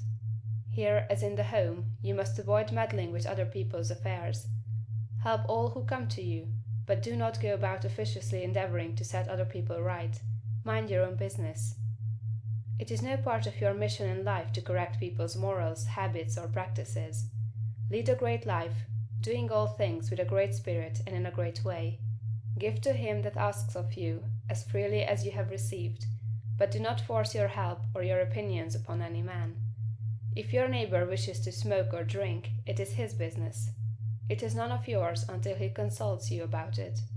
If you lead a great life and do no preaching, you will save 1,000 times as many souls as one who leads a small life and preaches continuously. If you hold the right viewpoint of the world, others will find it out, and be impressed by it through your daily conversation and practice. Do not try to convert others to your point of view, except by holding it and living accordingly. If your consecration is perfect, you do not need to tell anyone. It will speedily become apparent to all that you are guided by a higher principle than the average man or woman. If your identification with God is complete, you do not need to explain the fact to others. It will become self-evident. To become known as a great personality, you have nothing to do but to live. Do not imagine that you must go charging about the world like Don Quixote, tilting at windmills, and overturning things in general, in order to demonstrate that you are somebody. Do not go hunting for big things to do. Live a great life where you are, and in the daily work you have to do, and greater works will surely find you out. Big things will come to you, asking to be done. Be so impressed with the value of a man that you treat even a beggar or the tramp with the most distinguished consideration. All is God. Every man and woman is perfect. Let your manner be that of a god addressing other gods. Do not save all your consideration for the poor. The millionaire is as good as the tramp. This is a perfectly good world, and there is not a person or thing in it but is exactly right. Be sure that you keep this in mind in dealing with things and men. Form your mental vision of yourself with care. Make the thought form of yourself as you wish to be, and hold this with the faith that it is being realized, and with the purpose to realize it completely. Do every common act as a god should do it. Speak every word as a god should speak it. Meet men and women of both low and high estate as a god meets other divine beings. Begin thus and continue thus, and your unfolding in ability and power will be great and rapid. End of chapter 15. Some further explanations. We go back here to the matter of the point of view, for, besides being vitally important, it is the one that is likely to give the student the most trouble.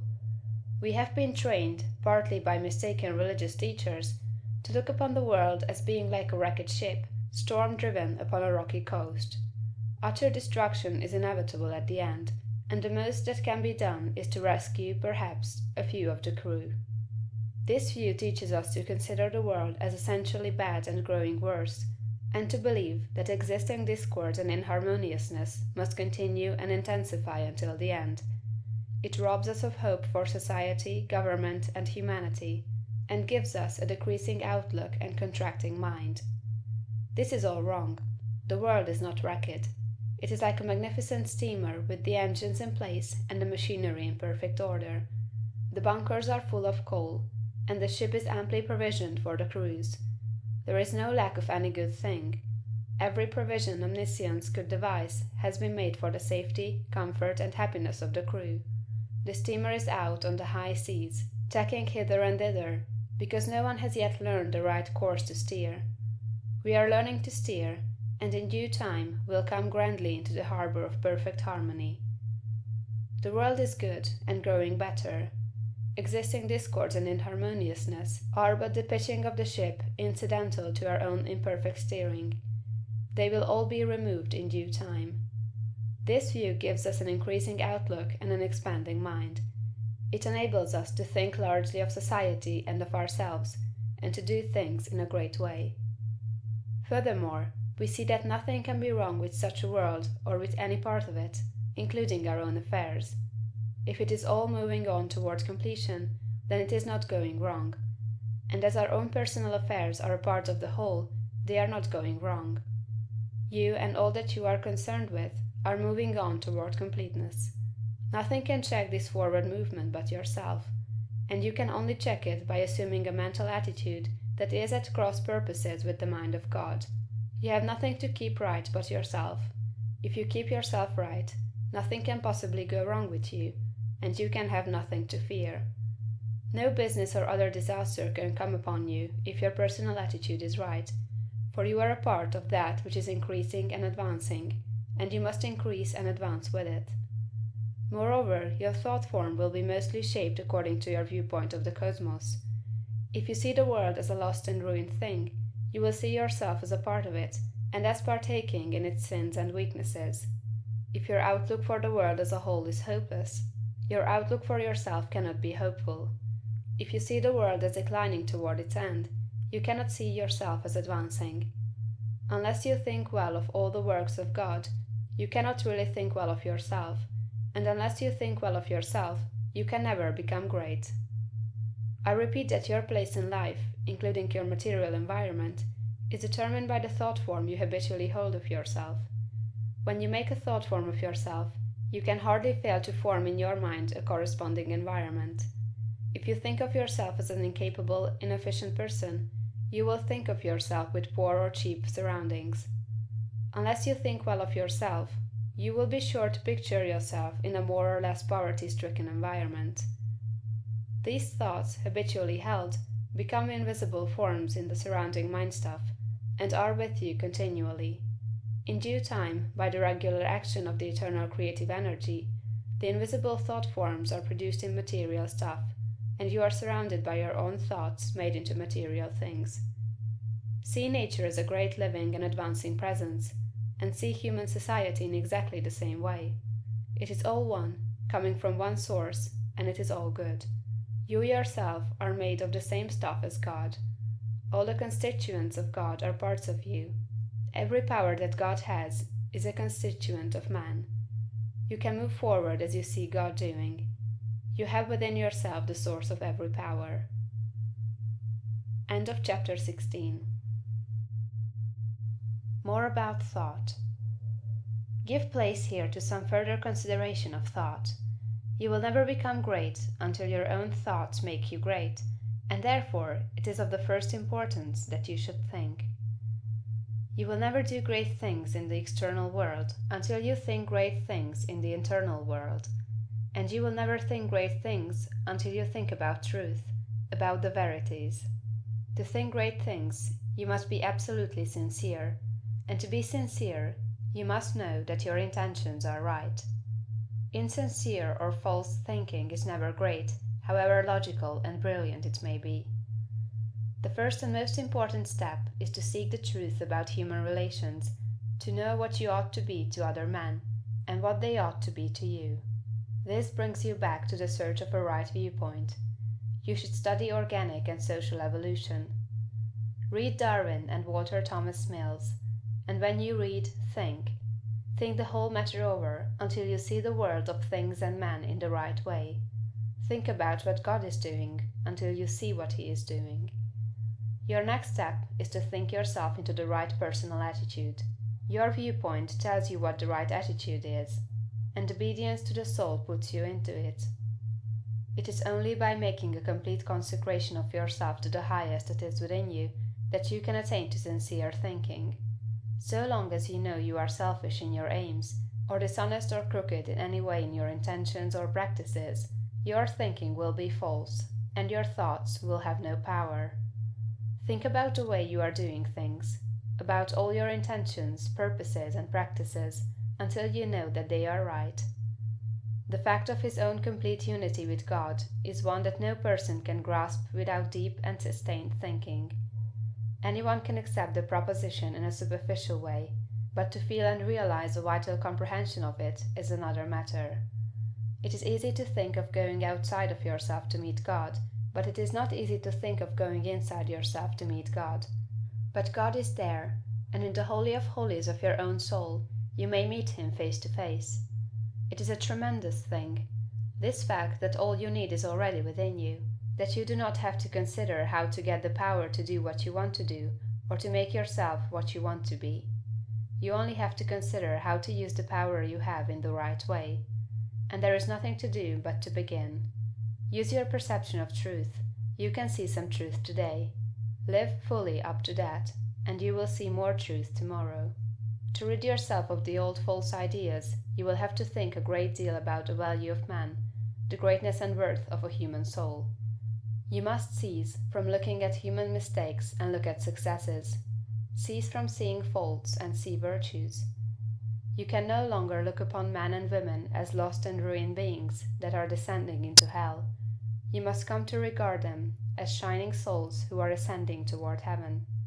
It will require some exercise of will power to do this, but this is the legitimate use of the will, to decide what you will think about and how you will think. The function of the will is to direct thought. Think about the good side of man, the lovely, attractive part, and exert your will in refusing to think of anything else in connection with them. I know of no one who has attained to so much on this one point as Eugene V. Debs, twice the Socialist candidate for President of the United States. Mr. Debs reverences humanity. No appeal for help is ever made to him in vain. No one receives from him an unkind or censorious word. You cannot come into his presence without being made sensible of his deep and kindly personal interest in you. Every person, be he millionaire, grimy working man, or toil-worn woman, receives the radiant warmth of a brotherly affection that is sincere and true. No ragged child speaks to him on the street without receiving instant and tender recognition. Debs loves man. This has made him the leading figure in a great movement, the beloved hero of a million hearts, and will give him a deathless name. It is a great thing to love man so, and it is only achieved by thought. No thing can make you great but thought. Quote, "You may divide thinkers into those who think for themselves and those who think through others. The latter are the rule, and the former the exception. The first are original thinkers in a double sense, and egoists in the noblest meaning of the word." Schopenhauer. Quote, "The key to every man is his thought. Sturdy and defiant though he look, he has a helm which he obeys, which is the idea after which all his facts are classified. He can only be reformed by showing him a new idea which commands his own." Emerson. Quote, "All truly wise thoughts have been thought already thousands of times, but to make them really ours, we must think them over again honestly, till they take root in our personal expression." Goethe. Quote, "All that a man is outwardly is but the expression and completion of his inward thought. To work effectively, he must think clearly. To act nobly, he must think nobly." Channing. Quote, "Great men are they who see that spirituality is stronger than any material force, that thoughts rule the world." Emerson. Quote, "Some people study all their lives, and at their death they have learned everything except to think." Domergue. Quote, "It is the habitual thought that frames itself into our life. It affects us even more than our intimate social relations do. Our confidential friends have not so much to do in shaping our lives as the thoughts have which we harbor." J. W. Thiel. Quote, "When God lets loose a great thinker on this planet, then all things are at risk. There is not a piece of science but its flank may be turned tomorrow, nor any literary reputation or the so-called eternal names of fame that may not be refused and condemned." Emerson. Think, think, think. End of chapter 17. Jesus' idea of greatness. In the 23rd chapter of Matthew, Jesus makes a very plain distinction between true and false greatness, and also points out the one great danger to all who wish to become great, the most insidious of temptations, which all must avoid and fight unceasingly who desire to really climb in the world. Speaking to the multitude and to his disciples, he bids them beware of adopting the principle of the Pharisees. He points out that while the Pharisees are just and righteous men, honorable judges, true lawgivers, and upright in their dealings with men, they love the uppermost seats at feasts, and greetings in the marketplace, and to be called Master, Master. And in comparison with this principle, he says, "He that will be great among you, let him serve." The average person's idea of a great man, rather than of one who serves, is of one who succeeds in getting himself served. He gets himself in a position to command men, to exercise power over them, making them obey his will. The exercise of dominion over other people, to most persons, is a great thing. Nothing seems to be sweeter to the selfish soul than this. You will always find every selfish and undeveloped person trying to domineer over others, to exercise control over other men. Savage men were no sooner placed upon the earth than they began to enslave one another. For ages the struggle in war, diplomacy, politics, and government has been aimed at the securing of control over other men. Kings and princes have drenched the soil of the earth in blood and tears in the effort to extend their dominions and their power to rule more people. The struggle of the business world today is the same as the one on the battlefields of Europe a century ago, so far as the ruling principle is concerned. Robert O. Ingersoll could not understand why men like Rockefeller and Carnegie seek for more money and make themselves slaves to the business struggle when they already have more than they can possibly use. He thought it a kind of madness and illustrated it as follows. Suppose a man had 50,000 pairs of pants, 75,000 vests, 100,000 coats, and 150,000 neckties. What would you think of him if he arose in the morning before light and worked until it was dark every day, rain or shine, in all kinds of weather, merely to get another necktie? But it is not a good simile. The possession of neckties gives a man no power over other men, while the possession of dollars does. Rockefeller, Carnegie, and other kind are not after dollars but power. It is the principle of the Pharisee. It is the struggle for the high place. It develops able men, cunning men, resourceful men, but not great men. I want you to contrast these two ideas of greatness sharply in your mind. He that will be great among you, let him serve. Let me stand before the average American audience and ask the name of the greatest American, and the majority will think of Abraham Lincoln. And is this not because in Lincoln, above all the other men who has served us in public life, we recognize the spirit of service? Not servility, but service. Lincoln was a great man because he knew how to be a great servant. Napoleon, able, cold, selfish, seeking the high places, was a brilliant man. Lincoln was great, Napoleon was not.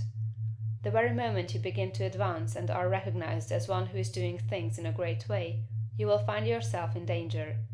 The temptation to patronize, advise, or take upon yourself the direction of other people's affairs is sometimes almost irresistible. Avoid, however, the opposite danger of falling into servility, or of completely throwing yourself away in the service of others. To do this has been the ideal of a great many people. The completely self-sacrificing life has been thought to be the Christ-like life, because, as I think, of a complete misconception of the character and teachings of Jesus.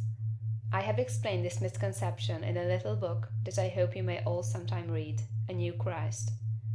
Thousands of people imitating Jesus, as they suppose, have belittled themselves and given up all else to go about doing good, practicing an altruism that is really as morbid and as far from great as the rankest selfishness. The finer instincts, which respond to the cry of trouble or distress, are not by any means all of you. They are not necessarily the best part of you. There are other things you must do besides helping the unfortunate, although it is true that a large part of the life and activities of every great person must be given to helping other people. As you begin to advance, they will come to you. Do not turn them away, but do not make the fatal error of supposing that a life of complete self-abnegation is the way of greatness. To make another point here, let me refer to the fact that Swedenborg's classification of fundamental motives is exactly the same as that of Jesus. He divides all men into two groups: those who live in pure love, and those who live in what he calls the love of ruling for the love of self. It will be seen that this is exactly the same as the lust for place and power of the Pharisees. Swedenborg saw this selfish love of power as the cause of all sin. It was the only evil desire of the human heart, from which all other evil desires sprang. Over against this he places pure love. He does not say love of God or love of man, but merely love. Nearly all religionists make more of love and service to God than they do of love and service to man. But it is a fact that love to God is not sufficient to save a man from the lust for power, for some of the most ardent lovers of the Deity have been the worst of tyrants. Lovers of God are often tyrants, and lovers of man are often meddlesome and officious. End of chapter 18. A view of evolution. But how shall we avoid throwing ourselves into altruistic work if we are surrounded by poverty, ignorance, suffering, and every appearance of misery, as very many people are?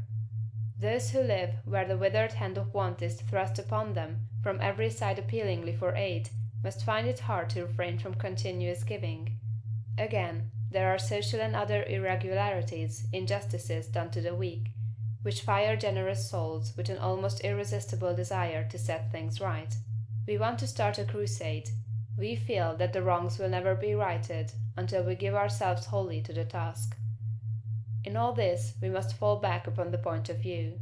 We must remember that this is not a bad world, but a good world in the process of becoming. Beyond all doubt, there was a time when there was no life upon this earth. The testimony of geology to the fact that the globe was once a bowl of burning gas and molten rock, clothed about with boiling vapors, is indisputable, and we do not know how life could have existed under such conditions. That seems impossible. Geology tells us that later on a crust formed, the globe cooled and hardened, the vapors condensed and became mist or fell in rain. The cooled surface crumbled into soil, moisture accumulated, ponds and seas were gathered together, and at last somewhere in the water or on the land appeared something that was alive. It is reasonable to suppose that this first life was in single-celled organisms, but behind these cells was the insistent urge of spirit, the great one life seeking expression.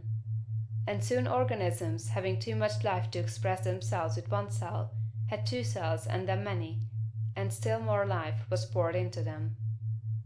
Multiple-celled organisms were formed, plants, trees, vertebrates, and mammals, many of them with strange shapes, but all were perfect after their kind, as everything is that God makes. No doubt there were crude and almost monstrous forms of both animal and plant life, but everything filled its purpose on its day, and it was all very good. Then another day came, the great day of the evolutionary process, a day when the morning stars sang together, and the sons of God shouted for joy to behold the beginning of the end. For man, the object aimed at from the beginning, had appeared upon the scene. An ape-like being, little different from the beasts around him in appearance, but infinitely different capacity for growth and thought. Art and beauty, architecture and song, poetry and music, all these were unrealized possibilities in that ape-man's soul, and for his time and kind he was very good. It is God that works in you to will and to do of his good pleasure, says St. Paul. From the day the first man appeared, God began to work in man, putting more and more of himself into each succeeding generation, urging them on to larger achievements and to better conditions, social, governmental, and domestic. Those who, looking back into ancient history, see the awful conditions which existed, the barbarities, idolatries, and sufferings, and reading about God in connection with these things, are disposed to feel that he was cruel and unjust to man, should pause and think. From the ape-man to the coming Christ-man, the race has had to rise. And it could only be accomplished by the successive unfolding of the various powers and possibilities latent in the human brain. God desired to express himself, to live in form, and not only that, but to live in a form through which he could express himself on the highest moral and spiritual plane. God wanted to evolve a form in which he could live as a god and manifest himself as a god. This was the aim of the evolutionary force.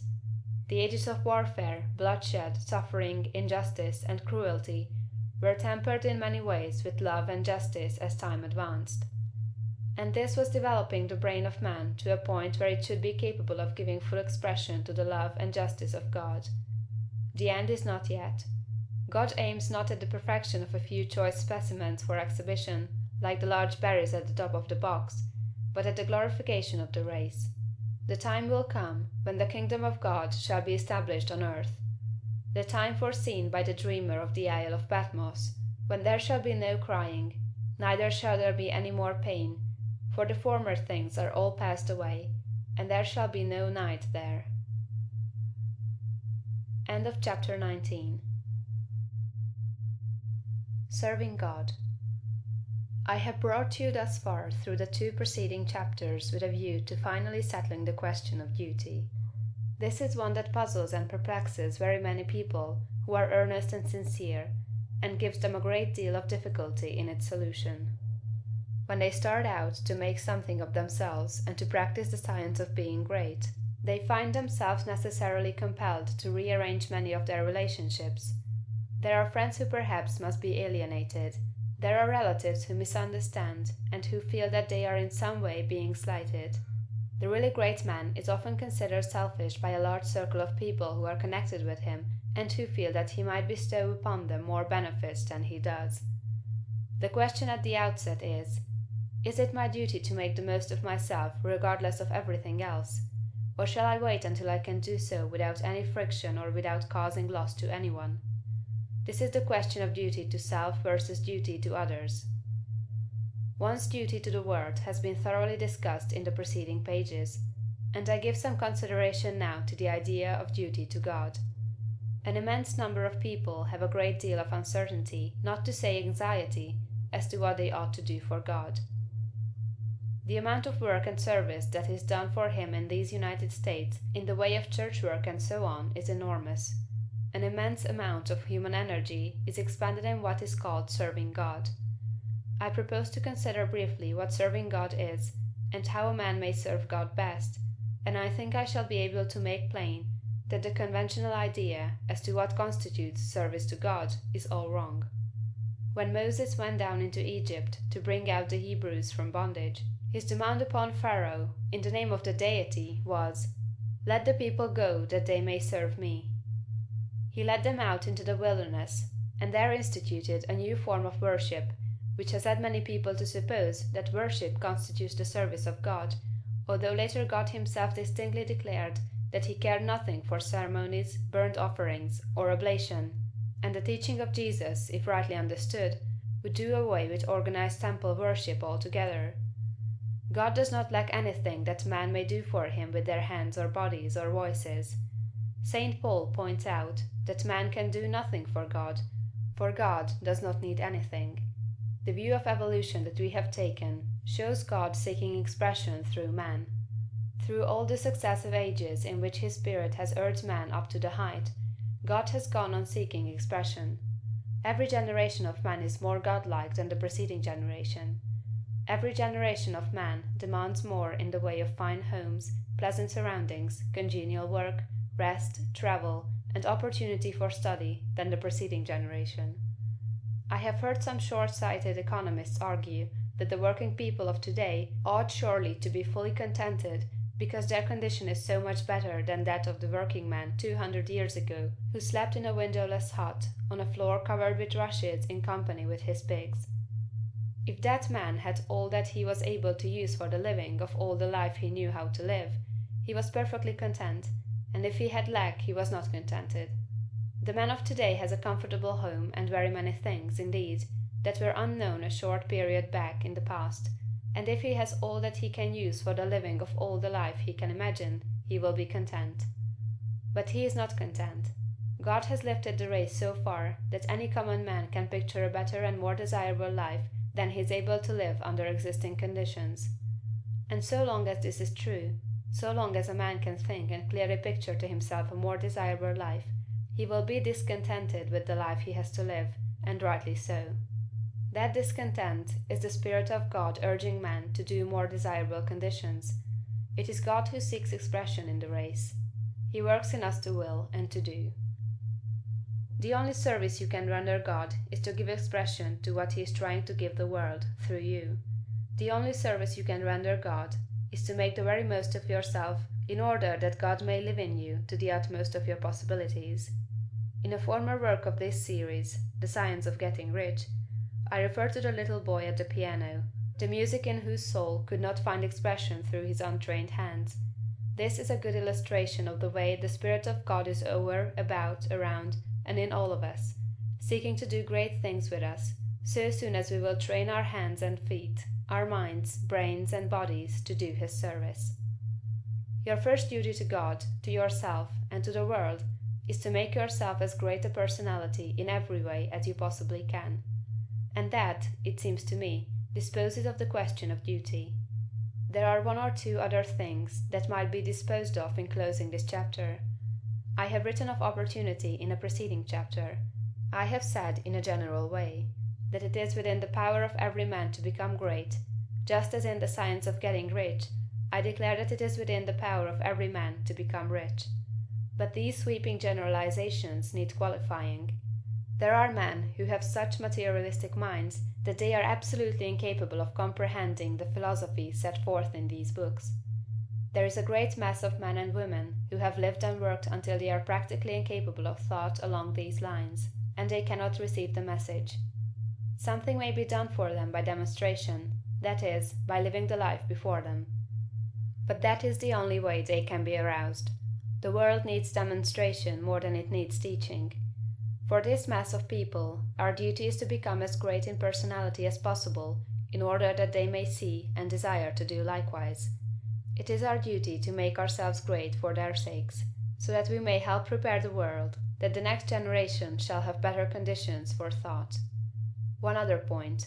I am frequently written to by people who wish to make something of themselves and to move out into the world, but who are hampered by home ties, having others more or less dependent upon them, whom they fear would suffer if left alone. In general, I advise such people to move out fearlessly, and to make the most of themselves.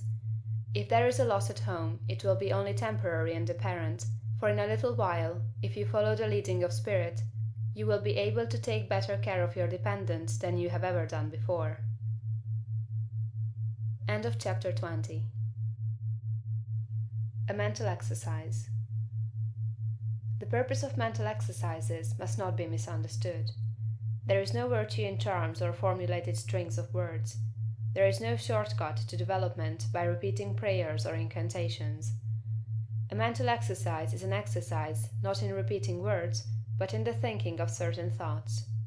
The phrases that we repeatedly hear become convictions, as Goethe says, and the thoughts that we repeatedly think become habitual, and make us what we are.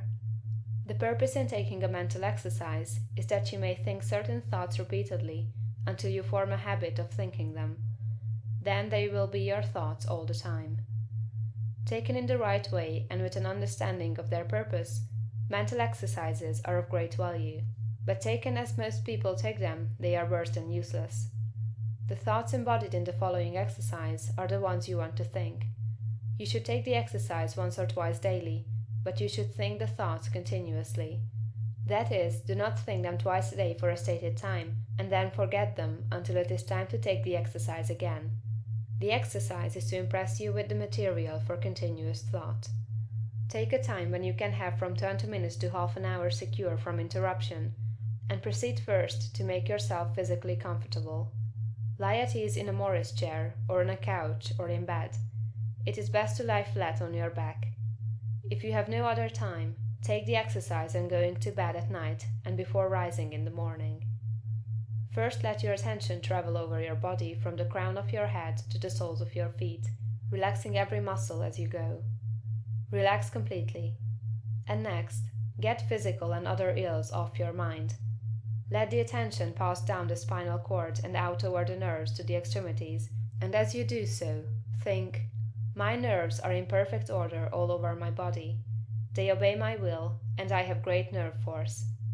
Next bring your attention to the lungs and think, "I am breathing deeply and quietly, and the air goes into every cell of my lungs, which are in perfect condition. My blood is purified and made clean." Next to the heart. "My heart is beating strongly and steadily, and my circulation is perfect, even to the extremities." Next to the digestive system.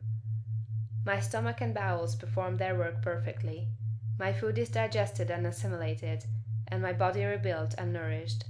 My liver, kidneys, and bladder each perform their several functions without pain or strain. I am perfectly well.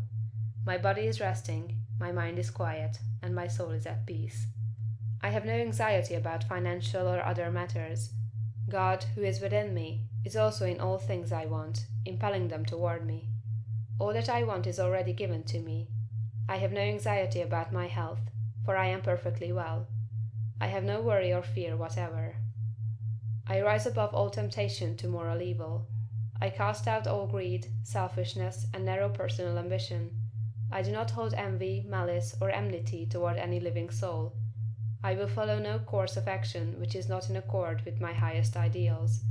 I am right, and I will do right. Viewpoint. All is right with the world. It is perfect and advancing to completion. I will contemplate the facts of social, political, and industrial life only from this high viewpoint. Behold, it is all very good. I will see all human beings, all my acquaintances, friends, neighbors, and the members of my own household in the same way. They are all good. Nothing is wrong with the universe. Nothing can be wrong but my own personal attitude, and henceforth I keep that right. My whole trust is in God. Consecration.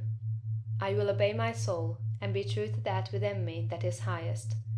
I will search within for the pure idea of right in all things, and when I find it, I will express it in my outward life. I will abandon everything I have outgrown for the best I can think. I will have the highest thoughts concerning all my relationships, and my manner and action shall express these thoughts. I surrender my body to be ruled by my mind. I yield my mind to the dominion of my soul, and I give my soul to the guidance of God. Identification. There is but one substance and source, and of that I am made, and with it I am one. It is my Father. I proceeded forth and came from it. My Father and I are one, and my Father is greater than I, and I do his will. I surrender myself to conscious unity with pure spirit. There is but one, and that one is everywhere. I am one with the eternal consciousness. Idealization. Form a mental picture of yourself as you want to be, and at the greatest height your imagination can picture. Dwell upon this for some little time, holding the thought. This is what I really am. This is a picture of my own perfect and advancing to completion. I will contemplate the facts of social, political, and industrial life only from this high viewpoint. Behold, it is all very good. I will see all human beings, all my acquaintances, friends, neighbors, and the members of my own household in the same way. They are all good. Nothing is wrong with the universe. Nothing can be wrong but my own personal attitude, and henceforth I keep that right. My whole trust is in God. Realization. I appropriate to myself the power to become what I want to be, and to do what I want to do. I exercise creative energy. All the power there is mine. I will arise and go forth with power and perfect confidence. I will do mighty works in the strength of the Lord, my God. I will trust and not fear, for God is with me. End of chapter 21. A summary of the science of being great. All men are made of the one intelligent substance, and therefore all contain the same essential powers and possibilities. Greatness is equally inherent in all, and may be manifested by all. Every person may become great. Every constituent of God is a constituent of man. Man may overcome both heredity and circumstances by exercising the inherent creative power of the soul. If he is to become great, the soul must act, and must rule the mind and the body. Man's knowledge is limited, and he falls into error through ignorance. To avoid this, he must connect his soul with the universal spirit. Universal spirit is the intelligent substance from which all things come. It is in and through all things. All things are known to this universal mind, and man can so unite himself with it as to enter into all knowledge. To do this, man must cast out of himself everything that separates him from God. He must will to live the divine life, and he must rise above all moral temptations. He must forsake every course of action that is not in accord with his highest ideals. He must reach the right viewpoint, recognizing that God is all, in all, and that there is nothing wrong. He must see that nature, society, government, and industry are perfect in their present stage, and advancing toward completion, and that all men and women everywhere are good and perfect. He must know that all is right with the world, and unite with God for the completion of the perfect work. It is only as man sees God as the great advancing presence in all, and good in all, that he can rise to real greatness. He must consecrate himself to the service of the highest that is within himself, obeying the voice of the soul. There is an inner light in every man, that continuously impels him toward the highest, and he must be guided by this light if he would become great. He must recognize the fact that he is one with the Father, and continuously affirm this unity for himself and for all others. He must know himself to be a god among gods, and act accordingly. He must have absolute faith in his own perceptions of truth, and begin at home to act upon these perceptions. As he sees the true and right course in small things, he must take that course. He must cease to act unthinkingly, and begin to think, and he must be sincere in his thought. He must form a mental conception of himself at the highest, and hold this conception until it is his habitual thought form of himself. This thought form he must keep continuously in view. He must outwardly realize and express that thought form in his actions. He must do everything that he does in a great way. In dealing with his family, his neighbors, acquaintances, and friends, he must make every act an expression of his ideal. The man who reaches the right viewpoint and makes full consecration, and who fully idealizes himself as great, and who makes every act, however trivial, an expression of the ideal, has already attained to greatness. Everything he does will be done in a great way. He will make himself known, and will be recognized as a personality of power. He will receive knowledge by inspiration, and will know all that he needs to know. He will receive all the material wealth he forms in his thoughts, and will not lack for any good thing. He will be given ability to deal with any combination of circumstances that may arise, and his growth and progress will be continuous and rapid. Great works will seek him out, and all men will delight to do him honor. Because of its particular value to the students of the science of being great, I close this book by giving a portion of Emerson's essay on the Oversoul. This great essay is fundamental, showing the foundation principles of monism and the science of greatness. I recommend the student to study it most carefully in connection with this book. What is the universal sense of want and ignorance, but the fine innuendo by which the great soul makes its enormous claim? Why do men feel that the natural history of man has never been written, but always he is leaving behind what you have said of him, and it becomes old, and books of metaphysics worthless? The philosophy of 6,000 years has not searched the chambers and magazines of the soul. In its experiments, there has always remained, in the last analysis, a residuum it could not resolve. Man is a stream whose source is hidden. Always our being is descending into us from we know not whence. The most exact calculator has no prescience that somewhat incalculable may not balk the very next moment. I am constrained at every moment to acknowledge a higher origin for events than the will I call mine. As with events, it is so with thoughts. When I watch that flowing river, which, out of regions I see not, pours for a season its streams into me, I see that I am a pensioner, not a cause, but a surprised spectator of this ethereal water, that I desire and look up, and put myself in the attitude of reception, but from some alien energy the visions come. The supreme critic on all the errors of the past and present, and the only prophet of that which must be, is that great nature in which we rest, as the earth lies in the soft arms of the atmosphere. That unity, that oversoul, with which every man's particular being is contained and made one with all other. That common heart, of which all sincere conversation is the worship, to which all right action is submission. That overpowering reality, which confutes our tricks and talents, and constrains every one to pass for what he is, and to speak from his character, and not from his tongue, and which evermore tends and aims to pass into our thoughts and hand, and become wisdom, and virtue, and power, and beauty. We live in succession, in division, in parts, in particles. Meantime within man is the soul of the whole, the wise silence, the universal beauty, to which every part and particle is equally related, the eternal one. And this deep power in which we exist, and whose beatitude is all accessible to us, is not only self-sufficing and perfect in every hour, but the act of seeing, and the thing seen, the seer and the spectacle, the subject and the object, are one. We see the world piece by piece, as the sun, the moon, the animal, the tree, but the whole, of which these are the shining parts, is the soul. It is only by the vision of that wisdom that the horoscope of the ages can be read, and it is only by falling back on our better thoughts, by yielding to the spirit of prophecy which is innate in every man, that we know what it saith. Every man's words, who speaks from that life, must sound vain to those who do not dwell in the same thought on their own part. I dare not speak for it. My words do not carry its august sense, they fall short and cold. Only itself can aspire whom it will, and behold, their speech shall be lyrical and sweet, and universal as the rising of the wind.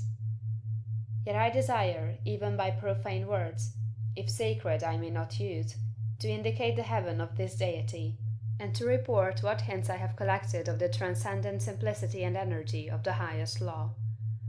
If we consider what happens in conversation, in reveries, in remorse, in times of passion, in surprises, in the instruction of dreams wherein often we see ourselves in masquerade, the droll disguises only magnifying and enhancing a real element, and forcing it on our distinct notice, we shall catch many hints that will broaden and lighten into knowledge of the secret of nature. All goes to show that the soul in man is not an organ, but animates and exercises all the organs, is not a function, like the power of memory, of calculation, of comparison, but uses these as hands and feet, is not a faculty, but a light, is not the intellect or the will, but the master of the intellect and the will, is the vast background of our being in which they lie, an immensity not possessed, and that cannot be possessed. From within or from behind, a light shines through us upon things, and makes us aware that we are nothing, but the light is all. A man is the facade of a temple, wherein all wisdom and all good abide. What we commonly call man, the eating, drinking, planting, counting man, does not, as we know him, represent himself, but misrepresents himself. Him we do not respect, but the soul whose organ he is, would he let it appear through his action, would make our knees bend. When it breathes through his intellect, it is genius; when it flows through his affection, it is love. After its own law, and not by arithmetic, is the rate of its progress to be computed. The soul's advances are not made by gradation, such as can be represented by motion in a straight line, but rather by ascension of state, such as can be represented by metamorphosis, from the egg to the worm, from the worm to the fly. The growths of genius are of a certain total character, that does not advance the elect individual first over John, then Adam, then Richard, and give to each the pain of discovered inferiority, but by every throe of growth the man expands there where he works, passing at each pulsation classes, populations of men. With each divine impulse the mind rents the thin rinds of the visible and finite, and comes out into eternity, and inspires and expires its air.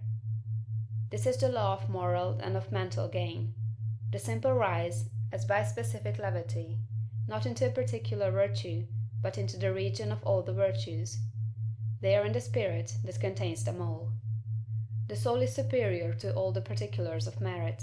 The soul requires purity, but purity is not it; requires justice, but justice is not that; requires beneficence, but is somewhat better; so that there is a kind of dissent and accommodation felt when we leave speaking of moral nature, to urge a virtue which it enjoins. For, to the soul in her pure action, all the virtues are natural, and not painfully acquired. Speak to his heart, and the man becomes suddenly virtuous. Within the same sentiment is the germ of intellectual growth, which obeys the same law. Those who are capable of humility, of justice, of love, of aspiration, are already on a platform that commands the sciences and arts, speech and poetry, action and grace.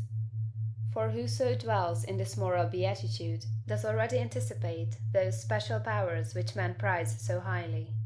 Just as love does justice to all the gifts of the object beloved. The lover has no talent, no skill, which passes for quiet nothing with his enamored maiden, however little she may possess of related faculty; and the heart that abandons itself to the Supreme Mind finds itself related to all its works, and will travel a royal road to particular knowledge and powers. For, in ascending to this primary and aboriginal sentiment, we have come from our remote station on the circumference instantaneously to the centre of the world, where, as in the closet of God, we see causes, and anticipate the universe, which is but a slow effect. End of chapter 22, and end of The Science of Being Great, by Wallace D. Wattles. Recorded by Diana Meilinger in March 2012.